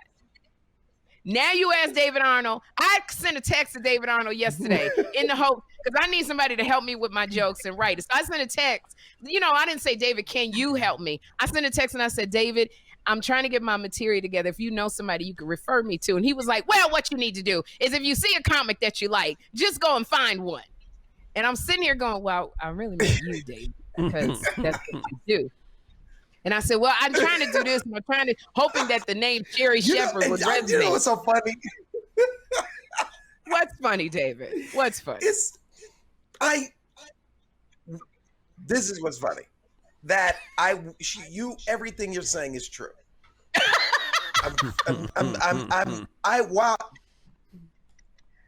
I have been helping. With my stand-up class, which I've helped hundreds of comedians. I will always help anybody. Like, let me tell you the best way for me and you to do that. For us to go and do some shows together, and while we're out working, or when we in the clubs together, and I'm like, Sherri, let's do this. Let's talk about like same way I've done with Kym, same exact way. But I have finally gotten to a place that I need to focus on me, because like I'm getting ready to film this next Netflix special. I need it to be good. I need it to be, this might be it. This might be the last one. You don't never know. I could film it get hit by a bus on my way home after I get finished filming. You know what I mean? Like, you don't never, and this is the God's honest truth. I'm at that place where I feel I don't feel old, but I know that every day has to count because I've been doing this for so long, and it's like, now that I have these opportunities, I'm trying to make the best of them. And my daughters are very aware now of me, which they were not before. Right. They're aware and annoyed at the fact that this dude is successful. Like, we were out eating last night. Somebody came up to take a picture. My daughter looked at me and rolled her eyes like, who do you think you are? Like, that's hilarious.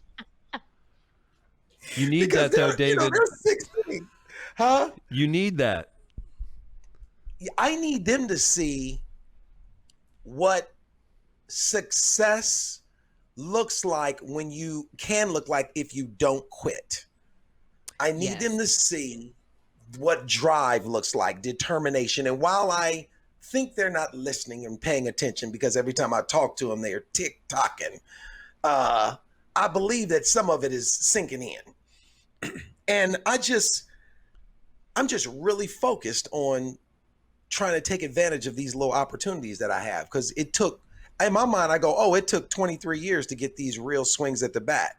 It could take another, I ain't got 23 more to wait again.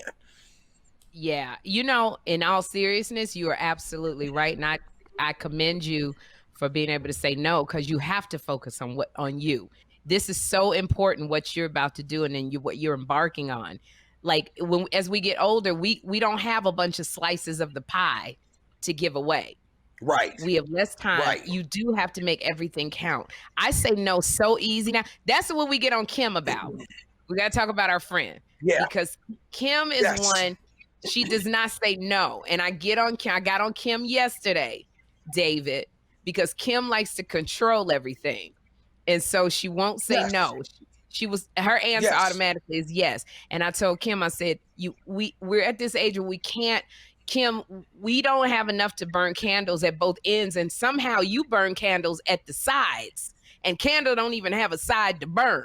But that's you do hilarious. It from the back and the front and the sides. And she said, I know. And I said, you got to be now focused, because every moment has to count, because we don't have the time. We can't TikTok like the little young ones. We don't have the energy to be TikToking and doing these amazing sketches that everybody on Instagram does.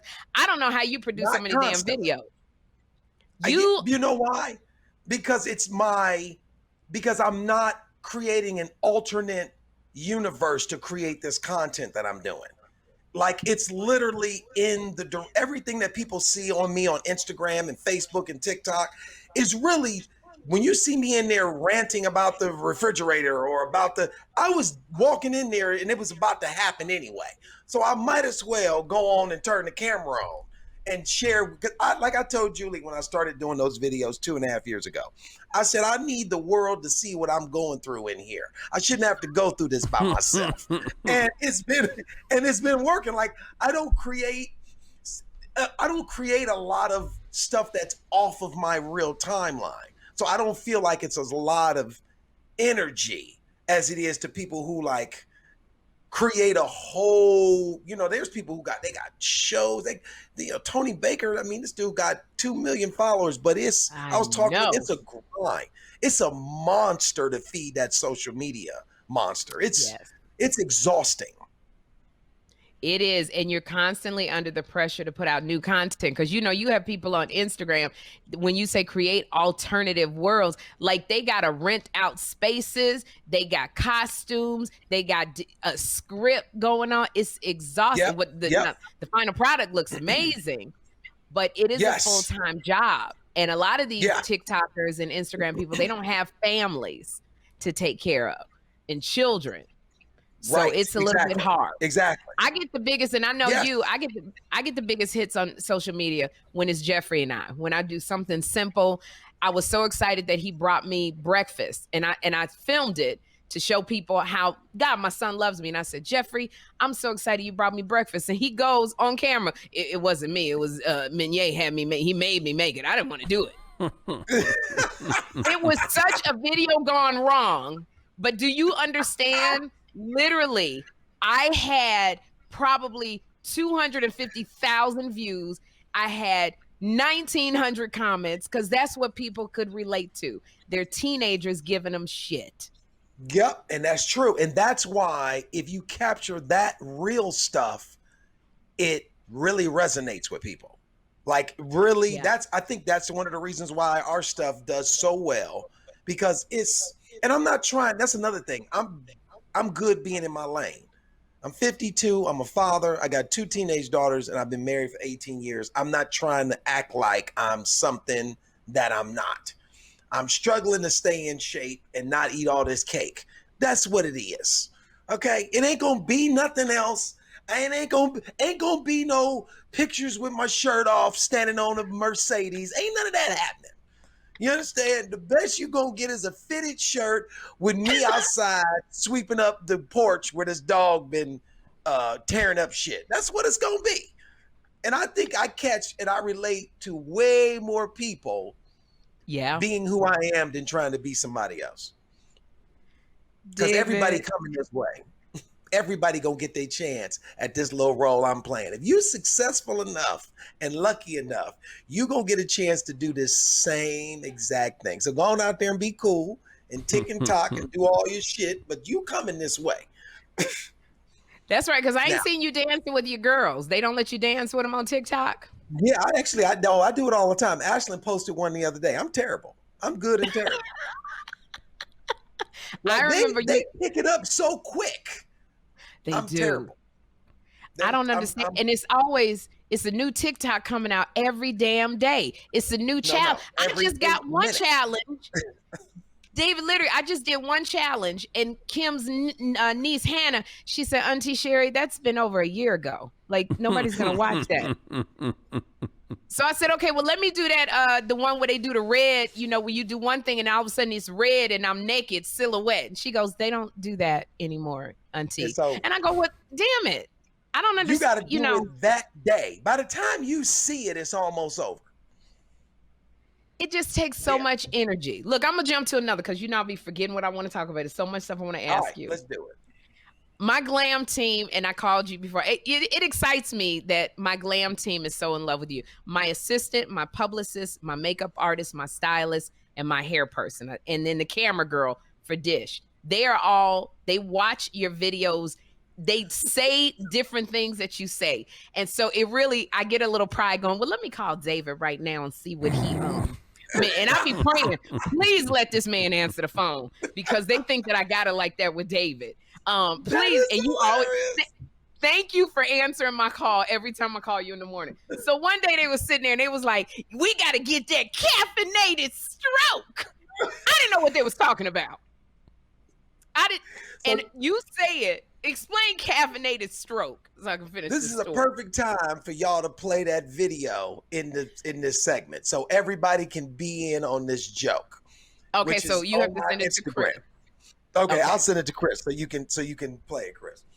It's a joke that I did on Instagram, like a year ago, where Julie had promised to get, we was gonna get it in, and she went downstairs. She always do that. Yeah, I'm gonna be up in 10 minutes, and I look up and it'd be 3 hours. I'm like, oh, you think I fell asleep up here, huh? Nope, I didn't drink 12 cups of coffee. And I'm waiting on that ass because she gonna get this caffeinated stroke. That's what's going on. Ladies, don't make promises if you ain't gonna keep them. My wife promised me some ass tonight, but she thinks I forgot. No. Now she downstairs trying to outweight me in hopes that I fall asleep. God damn. What she don't know is I've drank 12 cups of coffee. So I'm going to be waiting for that ass. And when she finally gets here, she gonna get this caffeinated stroke. Yeah. It was the most ridiculous thing that I had ever said that come out of my mouth. I was like, I can't believe I just said caffeinated stroke, and it went viral. It went viral. And I told you needed to make a t-shirt and a dag trucker's hat because everybody in my household says you gonna get this caffeinated stroke. And I'm like, what are y'all talking about? Hit us up, David. We'll get your merch store launched tomorrow. David ain't gonna let us do that. I'm writing that down right now so I can tell this story on stage and make this a part of the special. You do, and your merchandise, put your face on it. Either that's got to be a bubble coming out of your head, going, you gonna get this caffeinated stroke. Like your face has to be on the T-shirt and the hat. It has to. He's got to be smirking, and he's got to have a cup of coffee in the other hand. Yes. And it's just so funny. And so I said, well, so this is what I wanted to ask you, because my glam team, they're all women. They said, David is like, he's so sexy. And I was like, what? I didn't know you too long. I didn't seen you without a shirt. I didn't, me and Kym didn't seen you, and I said, what? Sexy? What? And they were like, he's so sexy. And I wonder if the women be running after David. And I said, well, I'm going to call him and ask. And they were like, you can call David right now? And I was like, please, because my reputation is at stake. They think I know all these people. And David was like, what do you want? And I said, David, what do you want? And I said, David, do women come after you? And you said something like, well, just because you had to ask me, they do. David, why do women, you have a certain level of sexiness now. I see it when I go to the clubs and I'll be watching you. What is it about you that women are attracted to now? My family, who I am, the success, what they think they see. You know what I mean? I think women, especially women of a certain age, women who have 35 and over, are attracted to things that become important to women that are 35 and over, which is a man who knows how to take care of his family, a man who, does what he's supposed, like I'm a great dad. I take care of my daughters. I make sure my wife has everything that she needs. She ain't got to ask for nothing, and I think those qualities, I got money. I'm successful. And women, those are important qualities to women 35 and over. Women 30 and under, they like the chain, the car, the six pack, all that. They love all that stuff. You know what I'm saying? So I think that's the thing that I think it's who I am, and what they see me be on Instagram, because what they see me be on Instagram is a funny, shit talking dad and father and husband. And I think that's what they like. And they would be right. I am very sexy when it comes to that. I don't know why I laugh hysterically when you say it like that. It makes me laugh. I've known you too daggone long. What these women don't know who be trying to get at you at the clubs is they don't know you neurotic as hell. They don't know you get irritated. About my work. Yes. David.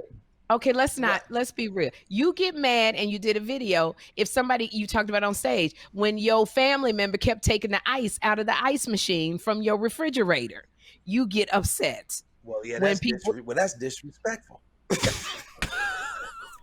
Well, who the hell does that? Who comes to somebody's house and switches up the whole ice system and then uses all the damn ice? Like, this ain't the place. You visited.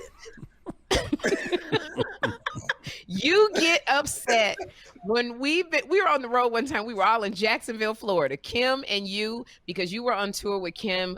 It was called He Say, She Say. And you guys were on tour, and I was at another comedy club. So I came and saw y'all one night. You guys came and saw me the other night at the other club. I remember that. You get upset. I get upset too. When Kym running late, you lose your Oh my God, it's nothing worse. She's so slow. I never met nobody who moves the slow. Like, there's no sense of urgency. There's that just, And I deal with that every time I leave this house with my daughters and my wife now. Because now I got 3 girls in the mirror trying to make, you got to tell them 2 hours before we going someplace. You can't just be like, hey, I'm about to go. I'm leaving in 20 minutes. They never gonna make it. And I just wears me down. It's like, just come on. And yes, David, you're right. I'm a little neurotic. Do you understand now? Let me explain this to you, David. Do you understand? We are trying to get in the mirror. We're trying to look the best that we can for you and for the world. And sometimes that takes a little bit longer because all you doing is washing your hair. You washing the underside of your balls, between your balls and your penis, just that area. You put on one shirt, you sniff your shirt to make sure it smells okay, and you put your clothes on and you're ready to go. So you get irritated at us, and we're just trying to make it so that you can look at us and go, this is my family. So yes, we're doing that this is for true. You too. That it is takes true. A There's little bit of times extra when they time. come, but here's the thing. There's times when these three come downstairs and I'm like, all of y'all go upstairs and try again. I've worked way too hard. Like that is, so you're right. You ain't lying. How you dealing with, because I have a teenage son. We had our children. Your oldest is Anna Grace, right? Yep, Anna Grace. Mm-hmm. I had Jeffrey around the same time as Anna Grace. Julie and I were pregnant at the same time. Jeffrey wants nothing to do with me. He hates when people say to him, "Oh, you're Sherri's son." He hates it. Sends him through the roof. He doesn't even want to do. He's funny as heck. He wants nothing to do with being funny. Okay, so how are your teenage daughters? What are you dealing with as a father? As a dad, I'm dealing with Anna Grace is 16. She go upstairs and close that door, and and she be on the phone, FaceTime, and then she's become really good friends with the cast from my show because they're all the same age, and Ashlyn has too. And Anna Grace is just very to herself. She's a loner. She will be up there reading a book. She'll be up there watching 80s movies, and this is what I do. I make it a point to always, first thing I do when I walk upstairs in my house, I go straight to her room and open the door. I walks right in. I'm not knocking. I'm never gonna knock. You know what I'm saying? Well, that's not true. That's not true. That's not true. Because she's a girl. That's not true. I will hit the door and then make sure she's, and then I will come in. And I will always come in there and sit on the bed, lay on the bed, and she'll be like, "Dad, I'm FaceTiming. What are you doing?" And I'm like, I'm coming here I need you to know that I'm here, that I see you, that I love you, and I stick my face in the camera or whoever she's talking to, because I want her to know that I'm right here. She have an attitude. I'm getting better at understanding that what I call attitude is an emotional immaturity that does not have the ability to adapt to the things that she's feeling coming at her. My wife has helped me realize that. We got into an argument about a month and a half ago, like one of the last real, and we didn't talk for 3 days, and it was eating me up. And then we finally talked. And in the middle of the argument, she started to cry and she said, "Dad, you hurt me so bad." And it crushed me. And I've never felt that in my life. And I didn't want to be that person. So I realized that it's my job to adapt so I can be who I need to be for her, because I only got a little bit of time to make sure my daughter knows who we are and who she is and what I think about her. And so our relationship is really good. Anna Grace is very much like me, and Ashlyn is she's like the opposite, but the same. She's very strong-willed. If I get into it with her, if I get in her face, she'll get right back in my face. She'd be like, "You don't tell me. I know this is my body.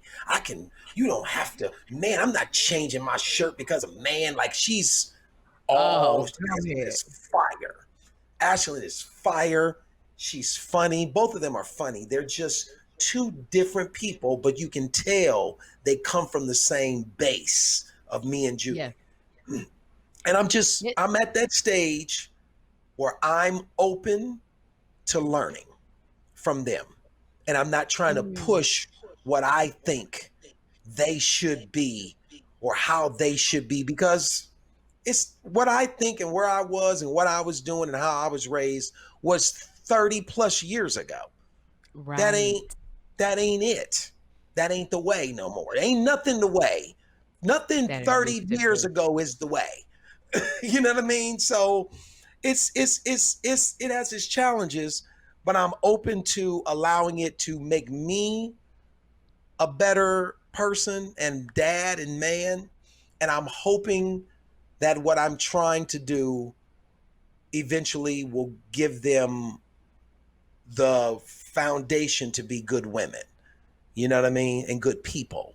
So that's my answer to my babies. It's funny because being a single mother with a teenage son, like yes. I had to stop busting in Jeffrey's room because I'm used to walking in his room. He put a sign on the door that says, please knock and wait for me to answer. Because he's going through something now, David, where he like, I can't walk in his room. I might see something I don't want to see. That's right. Don't he's do in the bathroom with the shower running. My water bill is insane because he's in the bathroom so long with the shower running. And then he will tell me he growing up, like literally growing up, like it's growing up. And oh boy, he will say to me, I'm going to the bathroom. And I said, why do you tell me you're going to the bathroom? He goes, because I don't want you to disturb me. And he looked at me like that. And I was like, okay, all right. And it literally, men had to tell me, Sherri, because I said, I was telling the people on Mr. Iglesias set, I said, he in the bathroom. What is he doing? And they said, Gabe said, just leave lotion on his dresser. Don't say nothing. Just leave. And I said, but then he won't know what to do with it. I'm going to take him to Whole Foods and talk to him about scented, unscented. Then he said, don't do none of that. Just leave a bottle of lotion. And beat it. Literally, and beat it. And my prayer for my son always to God is show me how to be the mother that he needs me to be, because I understand he's so we're so combative because he's trying to find his way as a man.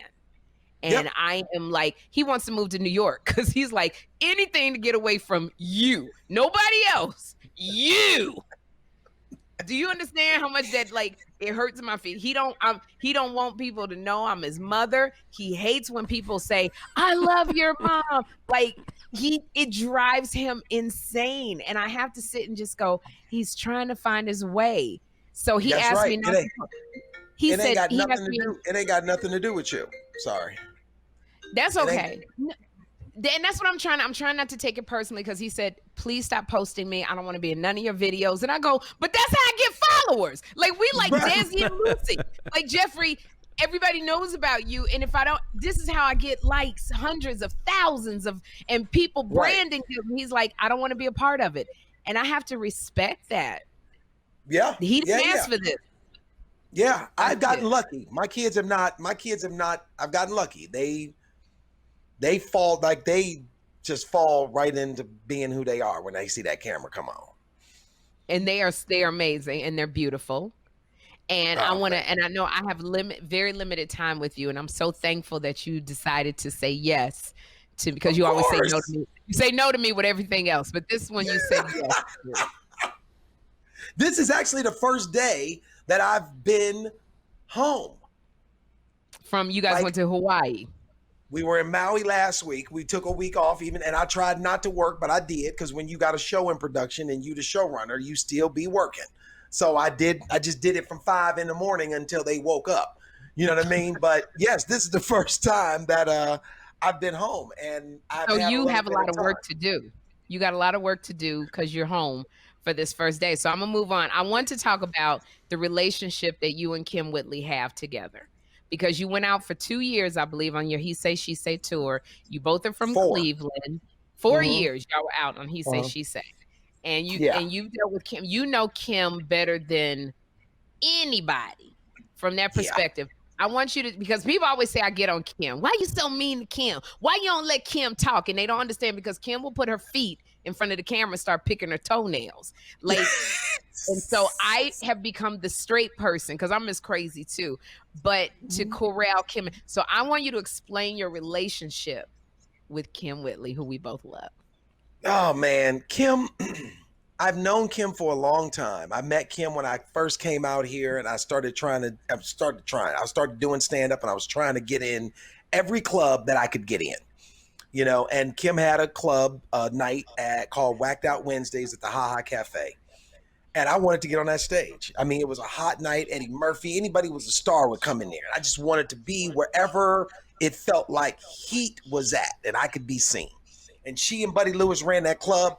And when I saw Kym immediately was like, well, what you gonna do for me? You know what I mean? And I was like, I just want to get on stage. I mean, I don't, what are you talking about, right? And Kym wanted to go out. She wanted to, you know, and I agreed to go out. And then between the 5 or 6 days that from when I agreed to when we were supposed to go out, I changed my mind. And I was like, I can't do it. I was thinking about it every day. And I was like, if I do this, I know what's going to happen. And then there's going to be this space in my comedy world that I cannot, I'm probably not going to be able to occupy because I've decided to, you know, break Kym off and knock her out her wig. And I didn't want to do that. That's what was going to happen. And so I declined and didn't come. And of course you didn't. Literally. I did not literally on all levels. I was like, I passed. And so we had this little, you know, you too good to, you know, this little playful thing. But I was doing stand-up and I was always performing and I was always around Kym. And then Kym noticed me as a comedian because of her parents. I was on stage performing one night and Kym's parents were in there. And Kym said that she saw her parents bent over laughing like she had never seen them laugh before. And she couldn't understand why, because they had seen all the big stars that she's had in there on stage. And she's like, it ain't nobody here tonight to have her laughing like that. Now, what you don't know is you are a part of that story. You Me? are, yeah. Because let me tell you why.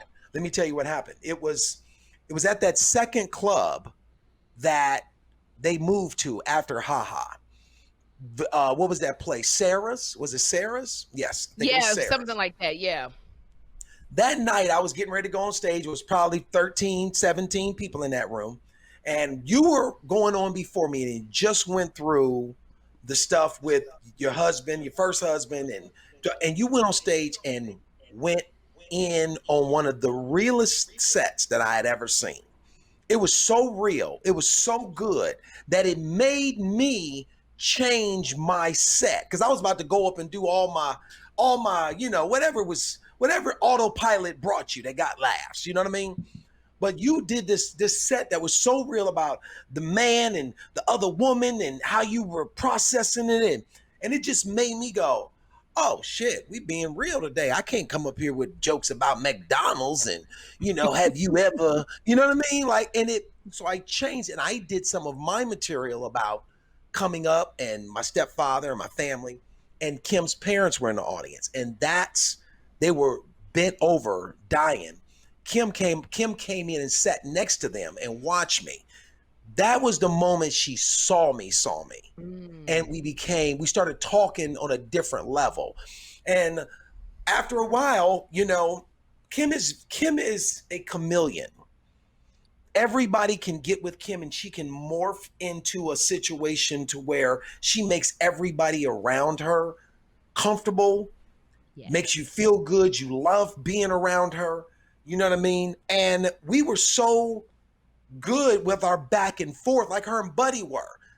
The difference was I started putting a plan together. I'm like you. All this stuff I see you and Kym doing, I know who's doing everything. I know who's driving trust me, because I was that person. I put together the show and I said we should go out and yada, yada, yada. And then she wanted to work on the stand-up. And at that time I needed a name to even get me in the clubs because these clubs were not interested in me. So I came up with that idea, the he said, she said thing. And we put it together and we went out on the road. And when I tell you, comedians are very selfish. We love being on stage by ourselves. We love all the attention. We love all the laughs. We don't need you to get laughs. But when I'm on stage with Kym, I don't feel like I'm losing anything. I feel like it's a compliment to the things I do. And we rarely rehearsed anything. We would just go up there and be. And I would go places that would make her uncomfortable, which means off script of other stories that we've told in the past. I would see her try to set us up to tell a story that we've told, and I would ignore it and go in a completely different direction, just so she would have to stay on her toes. But we had a great time. I mean, I want to do it again. I'm at this place right now in my career where David has to, I'm getting ready to go on tour. And so I got to do what I got to do, because Kym's engine was the one engine driving our boat. Like, I would go on the road with Kym, and some people thought I was the security. We would go to do radio, and they would be like, I wouldn't even have a mic. It was he said, she said. Both our pictures is on the flyer. They'd be like, some places would try, like, nobody acknowledged me ever until after they saw me on stage.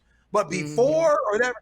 And so I realized I need to get stronger, more of a draw, bigger, more of a name, so that I can bring something to this thing like Kym is doing, because it was Kym's celebrity driving the boat, and nobody knew that I was the organization behind it. But Kym is my sister. I love her dearly. Like, I love that girl. You know what I mean? And after so many weeks go by and I don't hear from her, I can feel it. And I'm like, I need to hear from you, and she's my sister. I'm proud of all the stuff she's done. I love her heart. We got into it a couple of months ago because I didn't do a show that she wanted me to do. I know. She's so mad at you. She's so mad at me and so angry. And when I sat back after I talked to her, because she came and did my show, and we sat in her dressing room and talked, and I didn't think about it from her position. And when I thought about it from her position, I went, okay, I was wrong. And I apologized. And then she called me to do another show. And I said, absolutely. And my agents were like, I said, I don't care. Say yes, make the deal so I can come and do the show. You know what I mean? And I've learned a lot from her. I've learned so much from her. And you don't get a lot of friends in this business. You do not. You get a lot of associates. You get a lot of people to stand on the red carpet and we can both pretend that we're important together. Like, we get all of that. That's a dime a dozen. But like, people who I feel like would be I think about, like, who would be my friend if I decided to go back and be a nurse again, and I never was a stand-up ever again. I feel like Kym would be one of the people that would still come over and say, what you doing? I would be your friend if you decided to be a nurse again, because I know then that we could be in a relationship and you would take all my money. That is true. That's 100% true. I would 100%. I'd be like, he need me. He need me. He need me. Exactly. You ain't lying. I go back to being a nurse. I just want to ask you two more things, because you're so amazing, David. But I so appreciate you coming on. The one thing was I did, and we love Kym, and that's what, and that's such an amazing story about Kym, because people don't get to see that side of Kym. They see the crazy side of Kym, but Kym is a friend to the end. I'm going to tell you a very quick story about how I had to. It was when Ricky Harris died. Remember? Oh, yeah, I remember that. And I had gone to his funeral, and it was fighting that broke out about Snoop Dogg, and I periscoped it because I got scared, and it was just a mess because people thought that I had sold the footage to TMZ. I had to explain to the family that, TMZ follows celebrities, so I'd never sold anything. But I went to a comedy club where it was a big fundraiser for Ricky Harris, and the tension was palpable because so many folks thought that I had sold footage. It was just horrible. So I was on stage doing stand-up. Nobody was laughing, and I was determined to stand my ground. And a man confronted me on the stage, like literally confronted me on the stage. It was terrible. The MC came out, went off, got him seated, and I was so upset. And I stood at the edge of the stage, and I said, Sherri, you can't cry. You can't cry. And all I saw was this woman with blonde hair. You know, Kym used to wear that platinum blonde hair.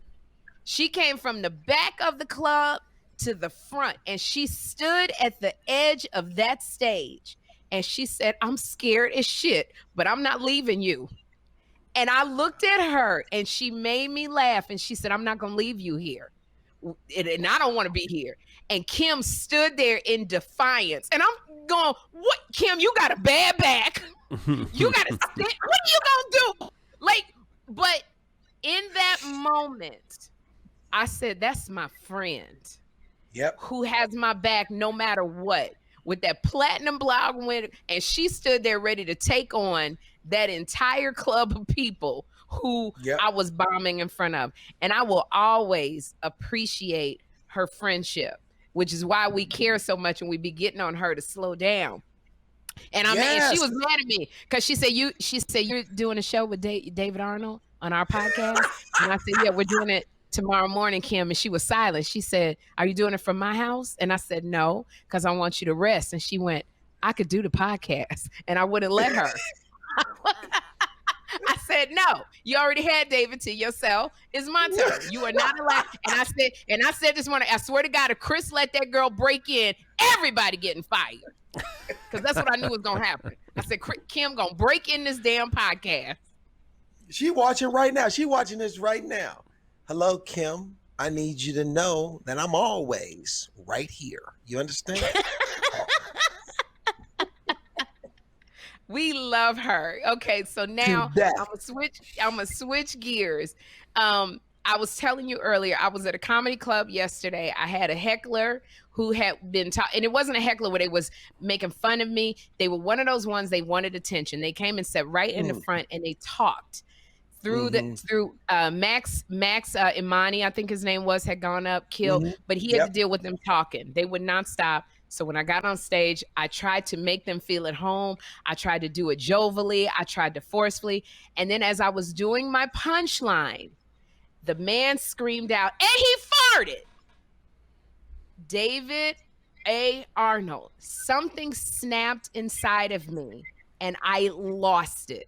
I bent down on my knees. That man's head was right between my legs, and I bent down, looked him in his face, and I said, shut the fuck up. I cursed him out so bad.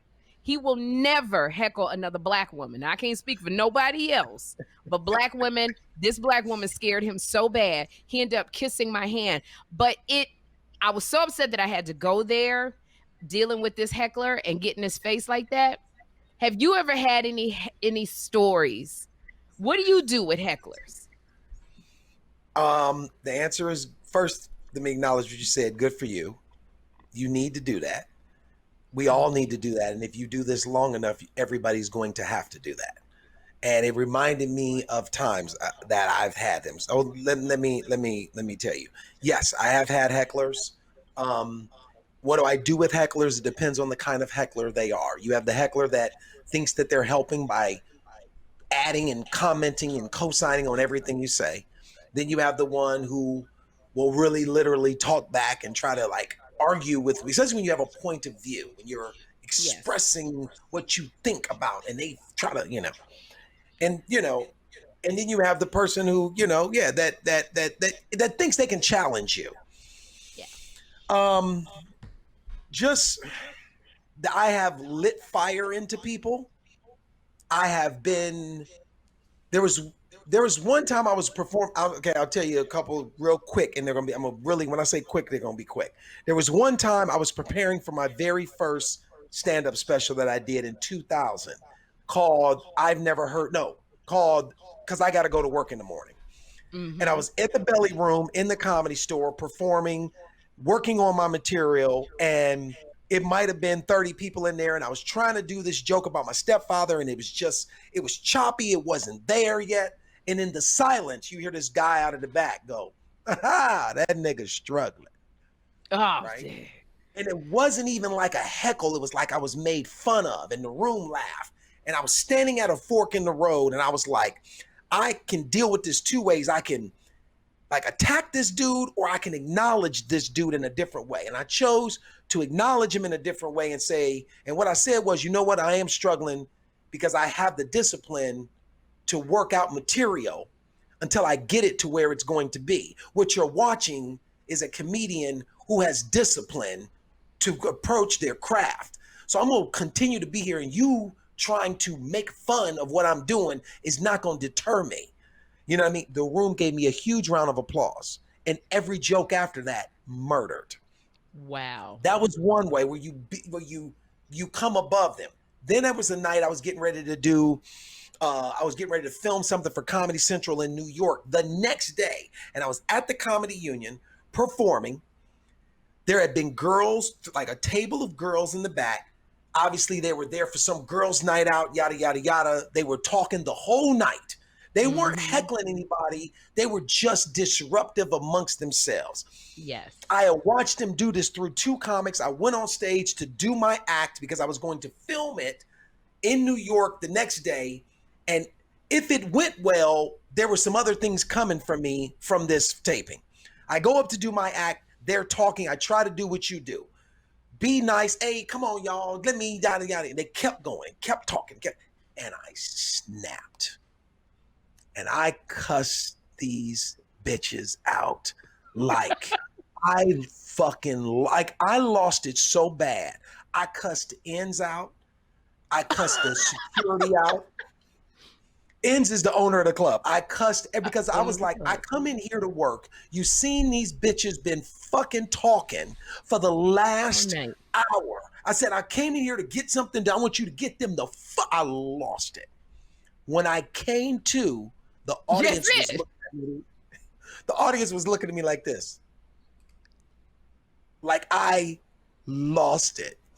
And then I had to and what I did is I explained to the audience what was going on, what I had at stake, and why I reacted that way. And then I slowly started doing material and turning it back into material, and they didn't even know that I was doing that. And I ended up with a good set.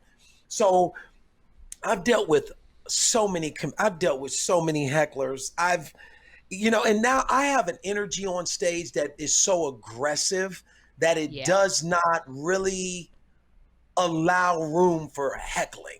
Like I think now I come off as like, please. Like now when people do that, I'm like, come on, man, don't let this light skin and good curly hair fool you. Please.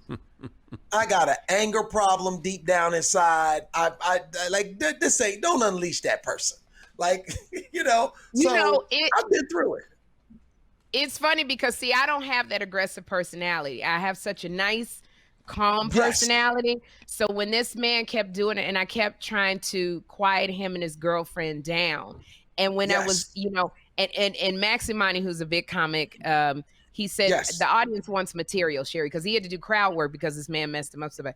And so when I snapped, I literally was pictured, he was like Jeffrey. I got in his face and I said, do you understand me? Do you? And I made him acknowledge. And then I went back to my set and said, anyway, so I was reading the Bible and which got a big laugh because I knew that the crowd, they applauded me for going off on him, but I don't think they were prepared for the anger because you never see that from Sherri.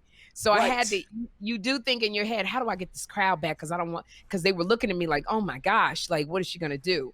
So I'm glad to hear that you snapped on somebody because I don't feel so bad that. No, you got to, because people don't get it.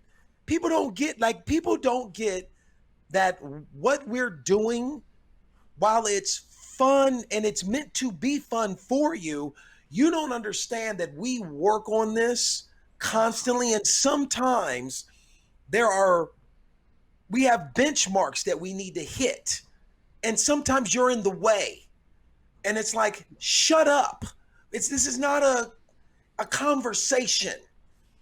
This is me explaining things to you and you get to laugh at what I think about these things. That's all this is. Drink and eat and shut up. Like that's really the answer. You know what I mean? And people don't get that. And, sometimes people got to be cussed. I had a dude try to walk up on stage in Richmond, Virginia. He was drunk. He tried to walk up on stage like he was going. And when I tell you, I hit this motherfucker in the middle of his chest and sent him flying onto the table to the left. I had to buy all them people their drinks because he landed on the table. The food and everything went everywhere. And Sherri, I was so angry because I'm on stage working. He was drunk and he was fine, but then he was walking back and he was one of them drunks that he just got the attention. He was sitting right in the front. And I looked at them, I was like, you all right? And people started laughing. Now they laughing at him. He don't like it. You know, he's standing up. I said, dude, come on, man. Just relax. It's going to be fine. He comes around and said, don't come up on this stage. And he took his first step on that stage and I popped him clean in his sternum and sent his ass 6 feet back. And you know why? Because I'm angry that it's taken me this long to even get people to know that I've been doing this stand-up, and I'm better than most of the people you will flock to go see right now. That's why I'm angry. And that's why if you keep tapping at this, you're going to get to that guy that feels like I shouldn't have had to go through all this, because I've seen people go way further with less. Yes. That's this is something we talk about. It's funny with comics because we talk about this whole thing of, you know, and so many, you know, people bring in video cameras, which I can't take. I don't know how you feel about video cameras. I was talking to B Flat the other day, and she doesn't mind if you have a video camera because she's like, Wait a minute, hold on. Video camera? Who, no, not a video. I'm sorry, cell phone. Cell phone. Oh, I was about to say, you know how old I am. They got a boom and shit. They had Sherri's show with a boom. Hold. I just told my age in that one word. She said video camera. Cell phones. Yes. Cell phone.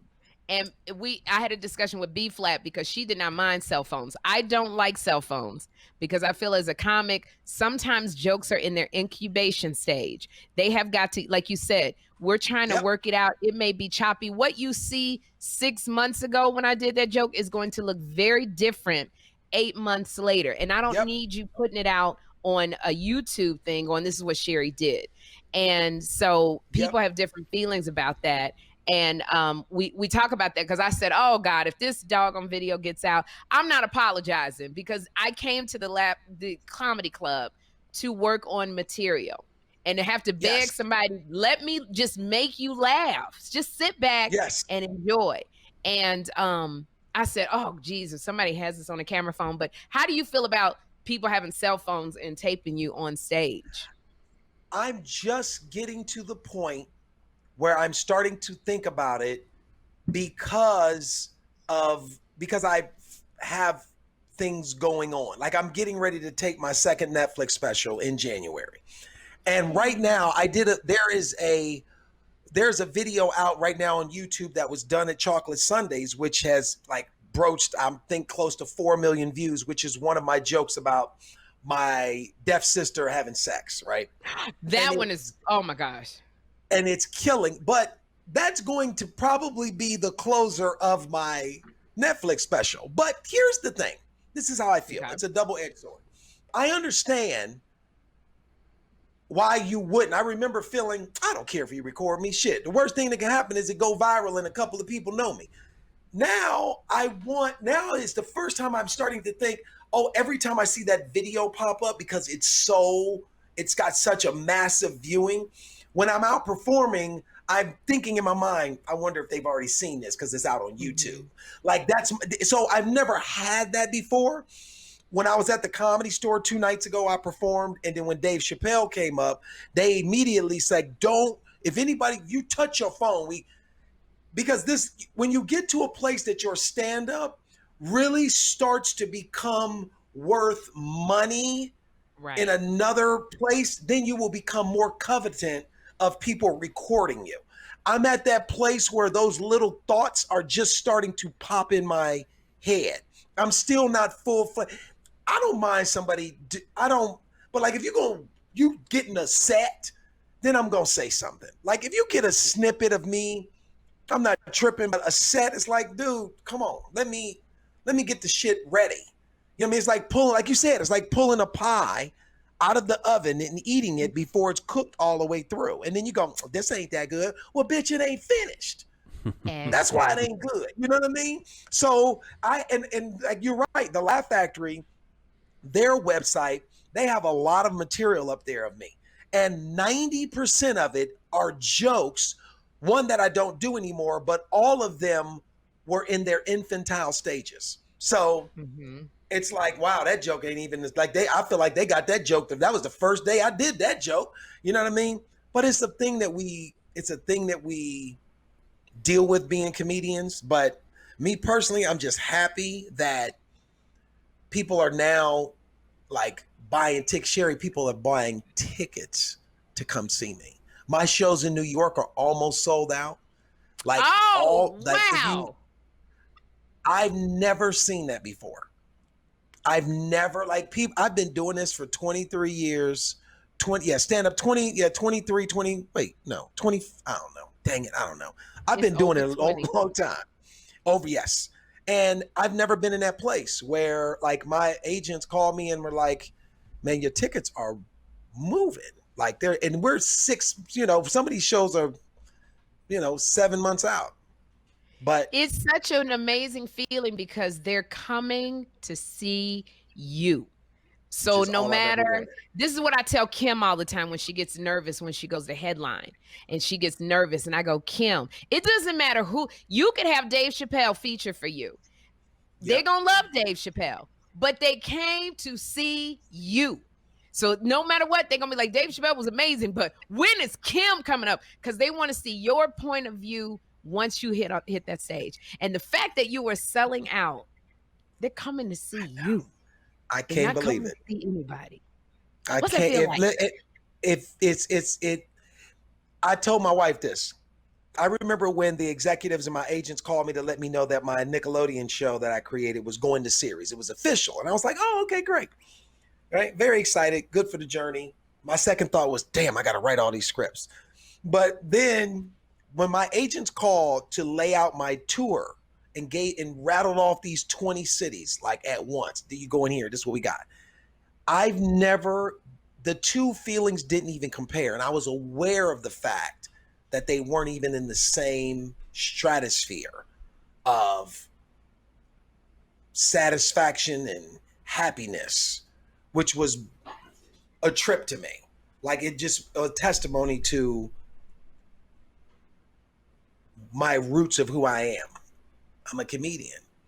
You know what I mean? I'm blessed and grateful that I can write and do this other stuff. But at the core of who I am, I'm a stand-up. No, and that's I'm incredible. Blessed and so excited to go on tour. You absolutely are. I'm sorry, what happened? I think we lost Sherri. Can you hear me? Yeah, I can hear you fine. Oh, you hear me fine. Yeah, Sherri, it looked like she was, you were speaking so eloquently and she just froze in this position. It looked like she was just so intently listening to you. So we'll get her. No, that's great, man, for those shows. Okay. That's incredible. For St. Louis. I don't know if it's just St. Louis or what, man. Our ticket sales, no matter if it's comedy or music or what, like people don't buy tickets until like the week of. It's so frustrating. But that's another thing too, though. That's another thing that's happening. Like we know that. So the fact that our sales are where they are now, and I'm, some 5 months away to be where they are now. Incredible. I know that my audience is a big walk-up audience too. Black people don't be buying tickets 5 months in advance.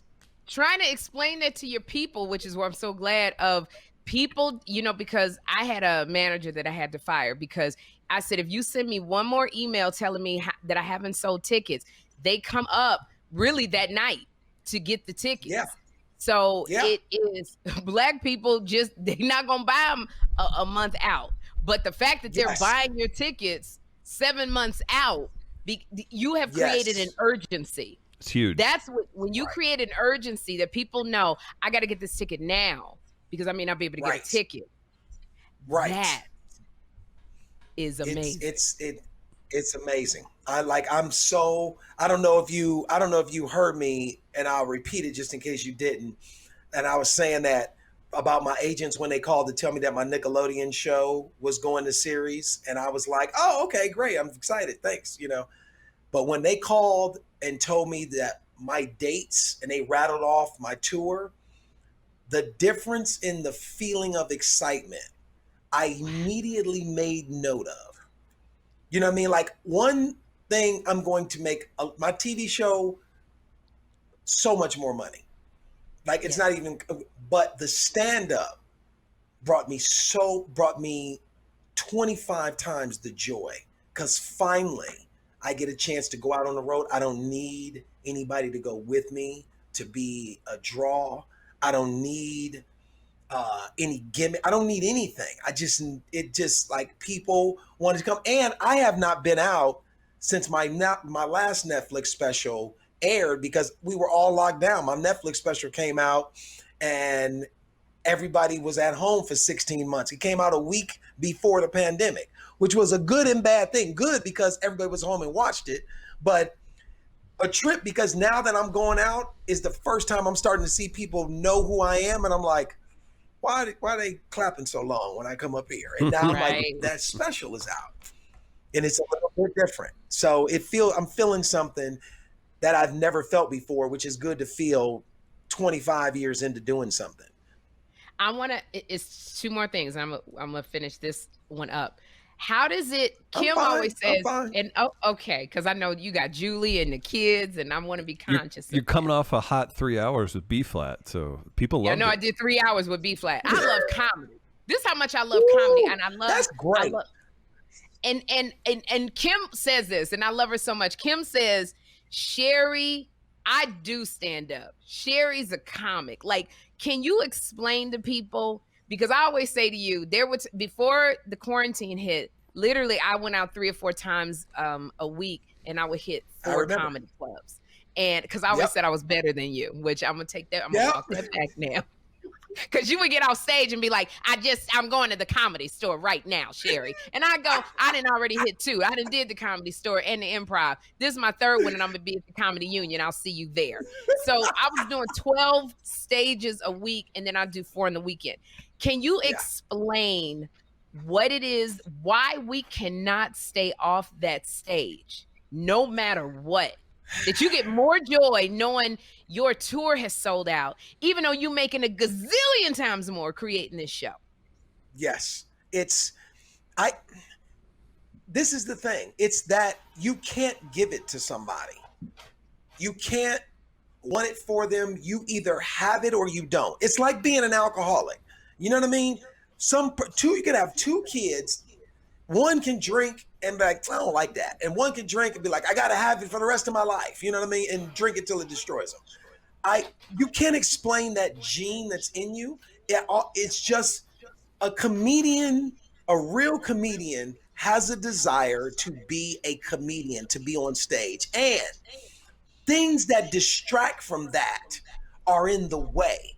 No matter how much money they may bring doing a TV. Like, this is one of the reasons why I love Jerry Seinfeld. He is a comedian. As much money as he could make doing other things, he loves the stand-up. I love the stand-up. If I could make, when I get to the place that I'm making the same amount of money doing stand-up that I am producing TV, I will probably never produce another TV show. Because I don't want your notes. I don't want your notes. I don't want your thoughts. I don't want your ideas, because I think all of them are terrible. That's how I feel. But as a comedian, I don't have to pretend. I can be who I am.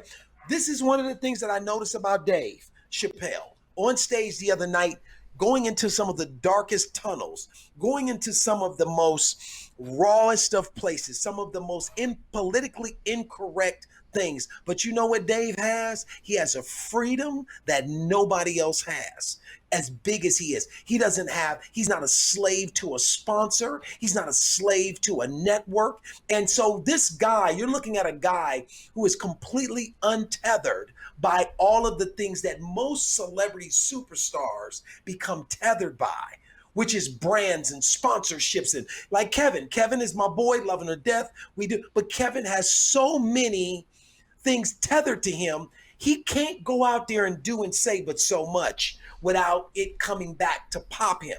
So for me, I love stand-up so much because I love just sharing my point of view about things. I love telling my stories. I'm a storyteller. And I just love knowing that these things that float around inside my head all day I'm not the only one who thinks that way, and I'm not the only one who thinks it's funny. And I just got to share. It's that audience connection that I got to have.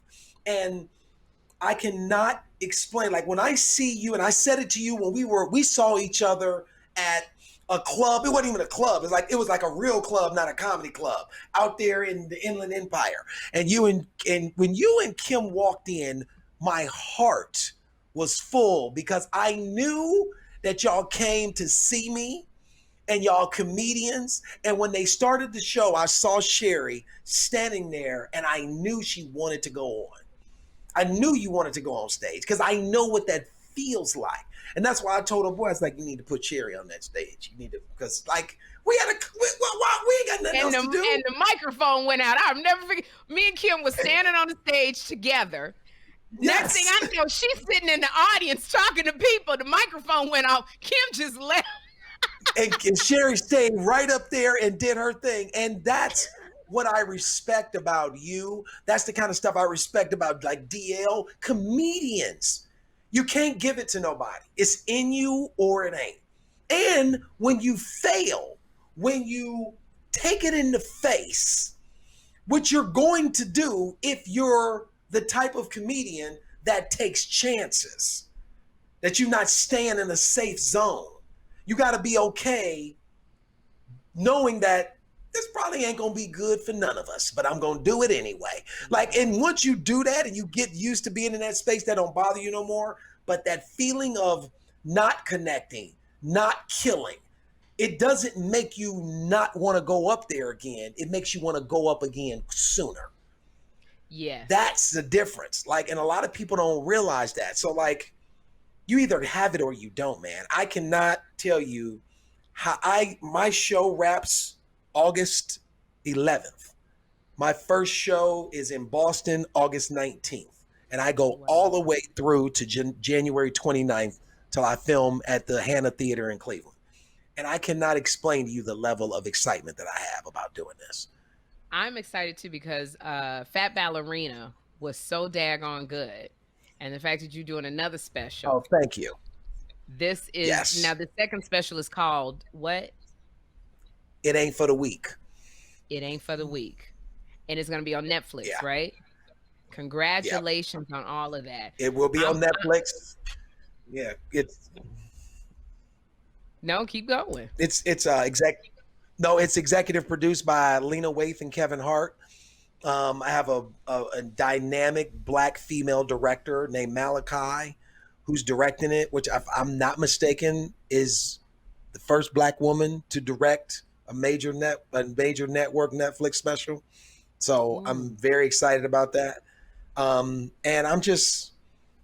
if you guys want to know, you can go to my website, davidarnold.com, to get tickets. My Instagram has been up here all night. You can go there and you can get all the information.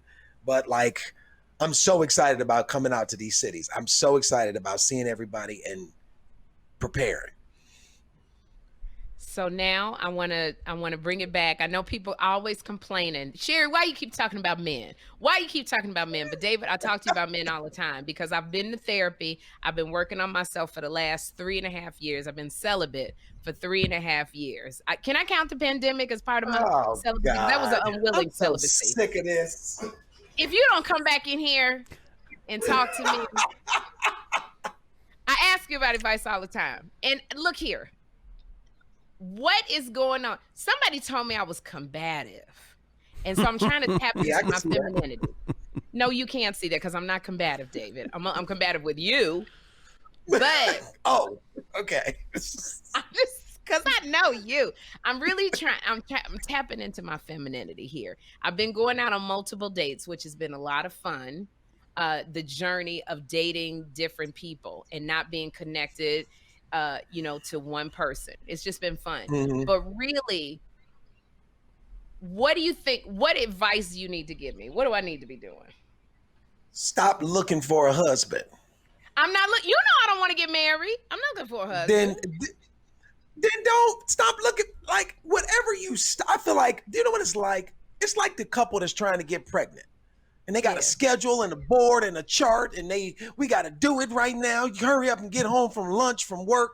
And the moment they stop, next thing you know, they got 8 babies everywhere. They miserable and can't believe they asked for this shit. Like, I feel like you just gotta be happy.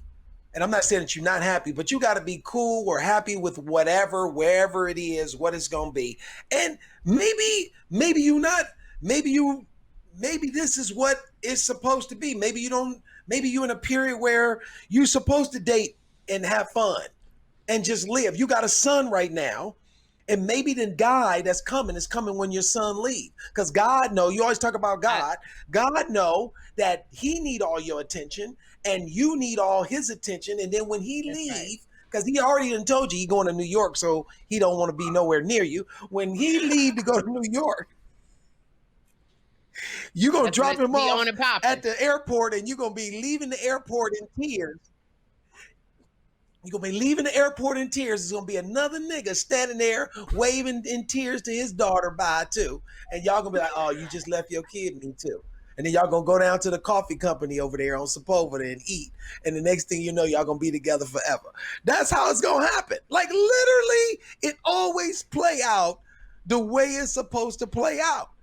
And it's, but Sherri, you're a strong woman. You like Kym. And there's another thing. It's you got a bunch of things. You successful, you got money, and you're not 22, which means you have an opinion, which means you have a way of doing things, which means you have proven to yourself that there's certain things you don't need from no man. So, and the kind of man that I feel like you would need, I say this to Kym too, now eventually would be the kind of man that you don't want, that wouldn't keep your attention. Because men come with opinions. They want to do shit the way they want. I want you to do this certain way. I'm like I am. Julie is like she is. We work together. If me and you was together, I'm like, we're not doing none of that. You know what I mean? Like that. Like you just named it.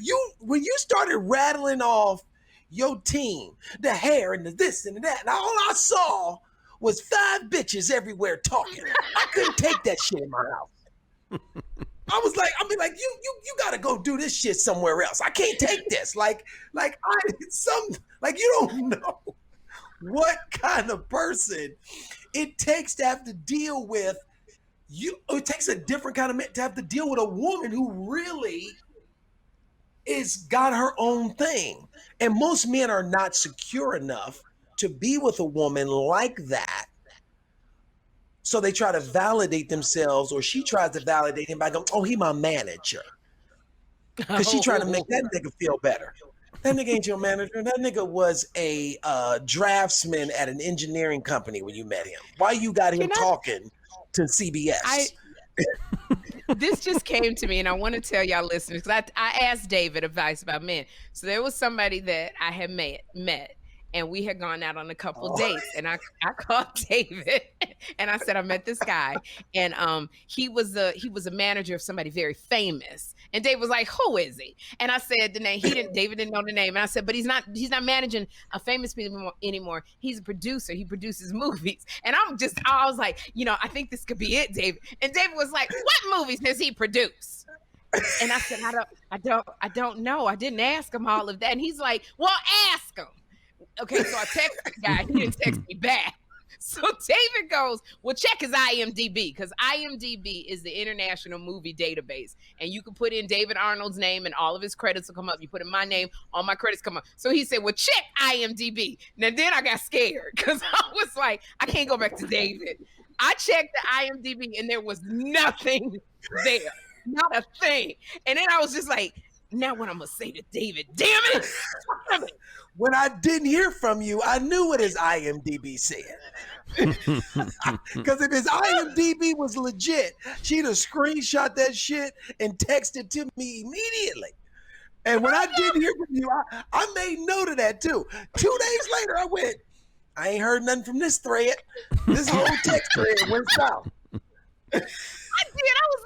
I was like, my friend said to ask you, what movies have you produced? Are you just now into producing? And he didn't text me back. And I was like, damn it, man, I got to tuck my tail between my legs. That's what it is out here. Everybody, and you know what it is too? Everybody want to be someplace that they not. Yeah. Because you can want to produce. You can be like, hey, yeah, I've been managing so-and-so, but now I'm trying to do my own producing thing. I want to get into that, which, to be honest with you, is not a huge jump when you've been next to somebody, if you have that personality and that type of work ethic.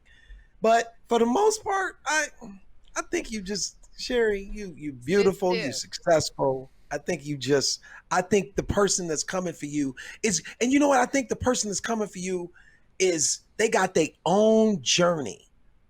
They got to be like, why I like Julie? Because Julie was busy. When I asked her to go out and said, when you want to hang out again, she said, oh, okay, let me see. And then she pitched 2 weeks from now. I went, 2 weeks? What? Why you gotta, who says 2 weeks? Like, we had a good time. Like, you expecting, tomorrow I could. She said 2 weeks because I didn't know that Julie was touring with the Radio City Rockettes and Jimmy Buffett. You know what I mean? Because I didn't know what she did. So I didn't know she was, but I knew that she had something to do, which means that all of her happiness was not going to be dependent upon me. You know, and that's true. And so I feel like when the dude you find gonna be busy, I need you to be busy. Because first of all, this pandemic should have taught us one thing. We ain't supposed to be up in here all day together. We supposed to be together 6 hours a day. That's it. No, 12 and sleep 8 of them. So that's 4. 4 awake hours, 8 sleep hours, and that's it. The rest we need to be out there in the world, in society. Like, we ain't supposed to be up in here like that. So you need somebody busy, because if he's not, he's gonna be sitting there all day looking at you. What we about to do? Where we going to breakfast? Where you want to go to breakfast? Where we going to? Yeah, I can't. I got to study my lines. I got to go to a production meeting. Man, that's all you do. I mean, nigga, that's what I do. That's what I do. Who's texting us? I want to say my defense. David and Chris, I want to say my defense, because here's the thing. Like when you said every moment counts at a certain point. And I have, and it's not like I'm looking, but it's like I'm putting it out there so that people know, because a lot of people feel like sometimes at this age, people feel like, oh, they're content. They want to be single. So all I do is put it out there. I don't buzz people. I just go, David, I'm single. I'm open. If you know somebody that knowing who I am, and if because you're a showrunner now, David, you are a showrunner. You meet other showrunners, and sometimes they're single. And now that you know, if you don't say it, people don't know. So it's not like I'm thirsty and trying. It's just like I put it out there for you. You do with it what you want. So it's like enough people know. I'm not running after anybody. I'm just going, I'm single and I'm open. And like B Flat, I told her in Martha's Vineyard, Barack Obama is going to be there. And for me, I'm like, I always take risks. So Barack Obama is going to be there. What the heck is wrong with me going up to Barack Obama going, Barack, you know me. You know me. You and your wife knows me. If you know any world leaders, my personality that you think would fit with the Pakistani Prime Minister. Look it up. Who else can say that? Now you tell me don't take advantage of that opportunity. And I know the listeners and everybody that got on me last week. What? I would talk to Michelle. Barack ain't gonna remember. I would tell Michelle. Barack ain't gonna remember nothing. Men don't remember. We can't. But that's Michelle, what I'm saying. Everybody was like, you too thirsty. Why don't go to Barack? No. Otherwise, Michelle, she will hook it up. Because when she's in another country with Prince Harry, or they might have a cousin. I could be the other black person of color over in the daggone castle. I will say, when I saw that flyer pop up, I was like, they going to Martha. I ain't on none of these shows. I'm like, that's the stuff that be making you mad. Oh, you're not going to perform? No, Kym is going. Kym is going to perform. Yeah, I saw the picture on there. I was like, this is ridiculous. I need to work harder. I want to go. There's too many doggone. It's too many doggone men of a certain standard that means that I need to be amongst. Because if you not look here, let me tell you something, David. If you just sitting here watching Netflix and Handmaid's Tale, you're not gonna meet nobody. So if you're out there, Martha's, okay, if you're at Martha's Vineyard and you're sick, you never know what will happen. So that's all I'm saying. Right. You got to take a chance. You got to take a chance. I agree. That's it. And I try not to be combative. You make me combative, but normally I'm very vulnerable. I'm very nice. I'm very feminine.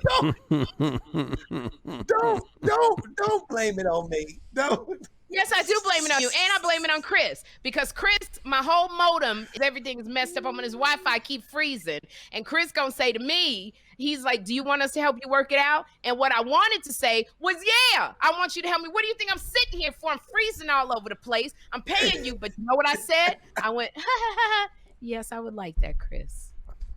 That's exactly how that went. It was very exactly accurate. How that went. It was very accurate. Yeah. So you and Chris, you bring out the combative side of me, and I'm really trying to stay in the feminine goddess energy. But somehow with you, David, I don't know. But the right dude is going to be able to deal with all that combativeness, because it's going to come out.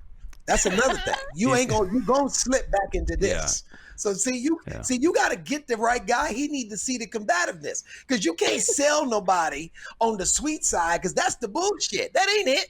The combative Sherri is who coming.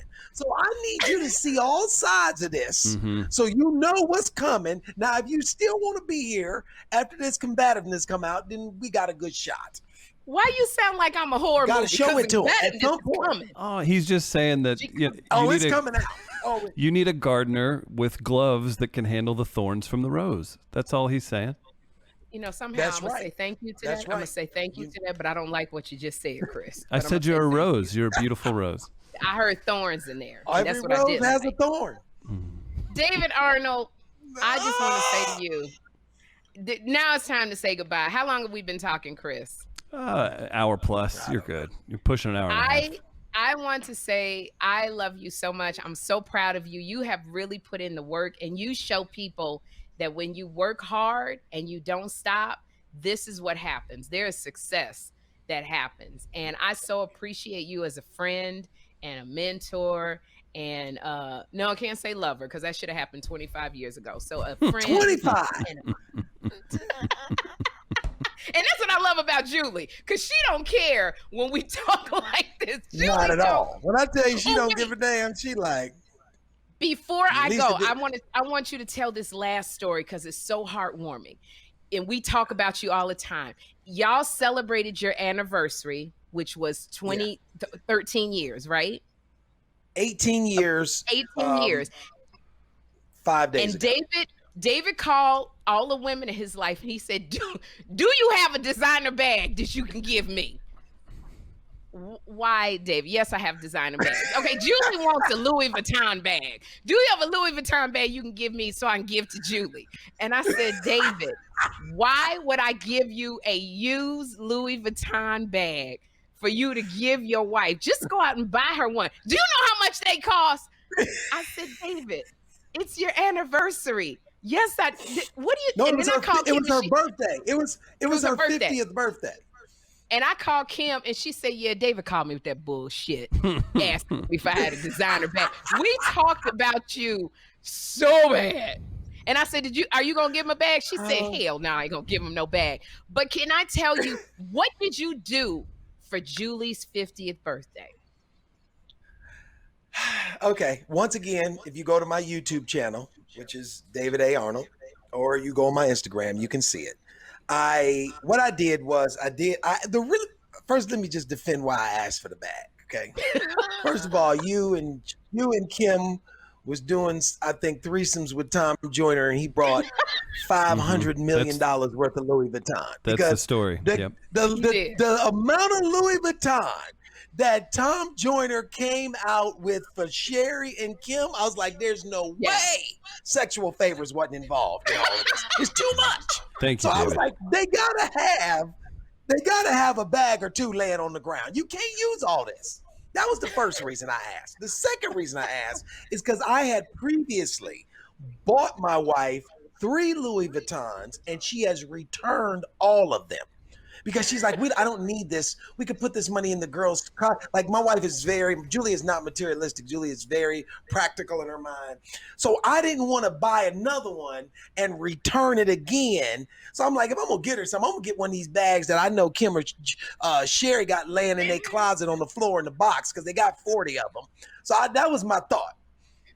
None of that worked out. So what I did was during COVID, it was in November. It was Julie's 50th birthday. And I went and I rented a house in Malibu. I had two couples that live on the East Coast that we rarely see. Everybody was locked down, so we hadn't seen anybody. Had them flown out, tested, so we all could create this little bubble that we were all in this house. And we celebrated. I got a celebrity chef that Boris and Nicole Kojo told me about.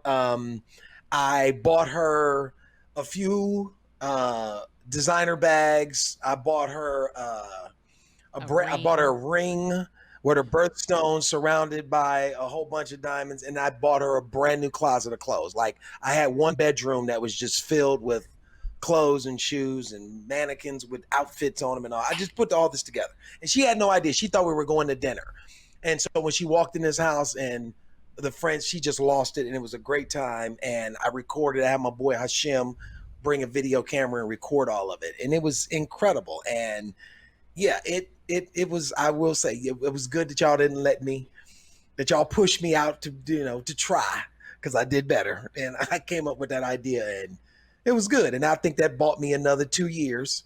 So, no, I think it bought me about another 18 months. So, I think it bought you a lot. It's time to do something else, I'm sure. This is why women love you, because you're underneath that aggressive, surly demeanor you have a lot is a man with a heart of gold, and is a man who loves hard. And that is why we love you, David Arnold. And I'm so excited and so glad that you came on. And hopefully when your show gets picked up, I can send my headshot and resume, and there's a role on there as Rihanna's grandmother. I would love, it would be nothing I would love more. Fred Sanford. She always came in with you old fish-eyed fool. Esther. Let me be that sister-in-law. Let me be that sister-in-law that you just don't like. I love it. Oh my gosh, that would be so great. Just wishing you all the best, David, and thank you so much. And we're going to have, I want you to mention it, even though we're going to have the Chiron up. How do people reach you on social media? You can get me on Instagram at the David A. Arnold, or you could just put in David A. Arnold, and all things David A. Arnold will pop up. My website, my tour information, the stuff that I'm doing, it's all there. The nasty pictures that yes. You ain't got no. I know you got some. I know you got some shirtless somewhere. Why you bullshitting? They coming. You best believe they coming. One more time, I'm gonna give it to him. One more time. I love you so much. Thank you. I love you too, Sherri. Thank you very much. Right. Thanks for having me. And thank y'all, everybody. Y'all can go to buyjack.com/2funnymamas if you want to order any of our merchandise. And we're going to see if we can get a caffeinated stroke t-shirt on our website from David. We're going to give him something, give him part of the profits. We trying to connect with every comic. And please tell your family and friends to subscribe to Two Funny Mamas on YouTube and all of your podcast platforms, because we're trying to reach 100,000 subscribers. We got 47,000 subscribers. We're trying to reach 100,000 by the end of December. So please tell family and friends to subscribe. And we just say, God bless y'all. All right, everybody. Bye-bye.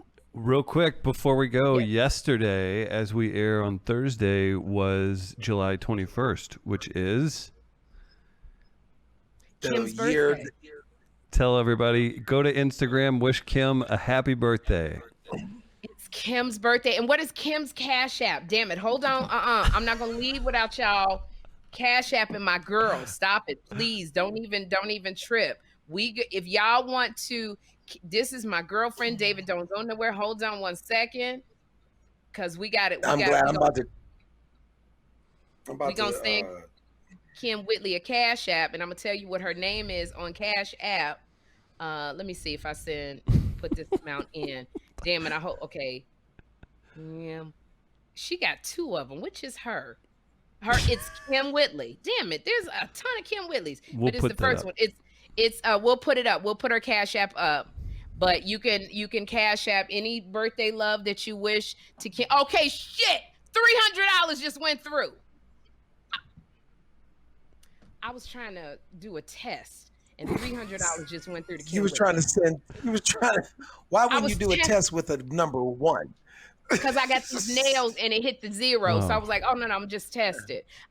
They have forgiven me my money back. It ain't her birthday yet. I'll do it on her birthday. I was going to get her some candles. I was going to get her some candles, what I was going to get her. So anyway, we're going to put her Cash App up. It's going to be Kym's birthday. So don't forget to go to Instagram, wish our girl a happy birthday. And we love you guys. Thank you so much. Bye. 2 funny mamas.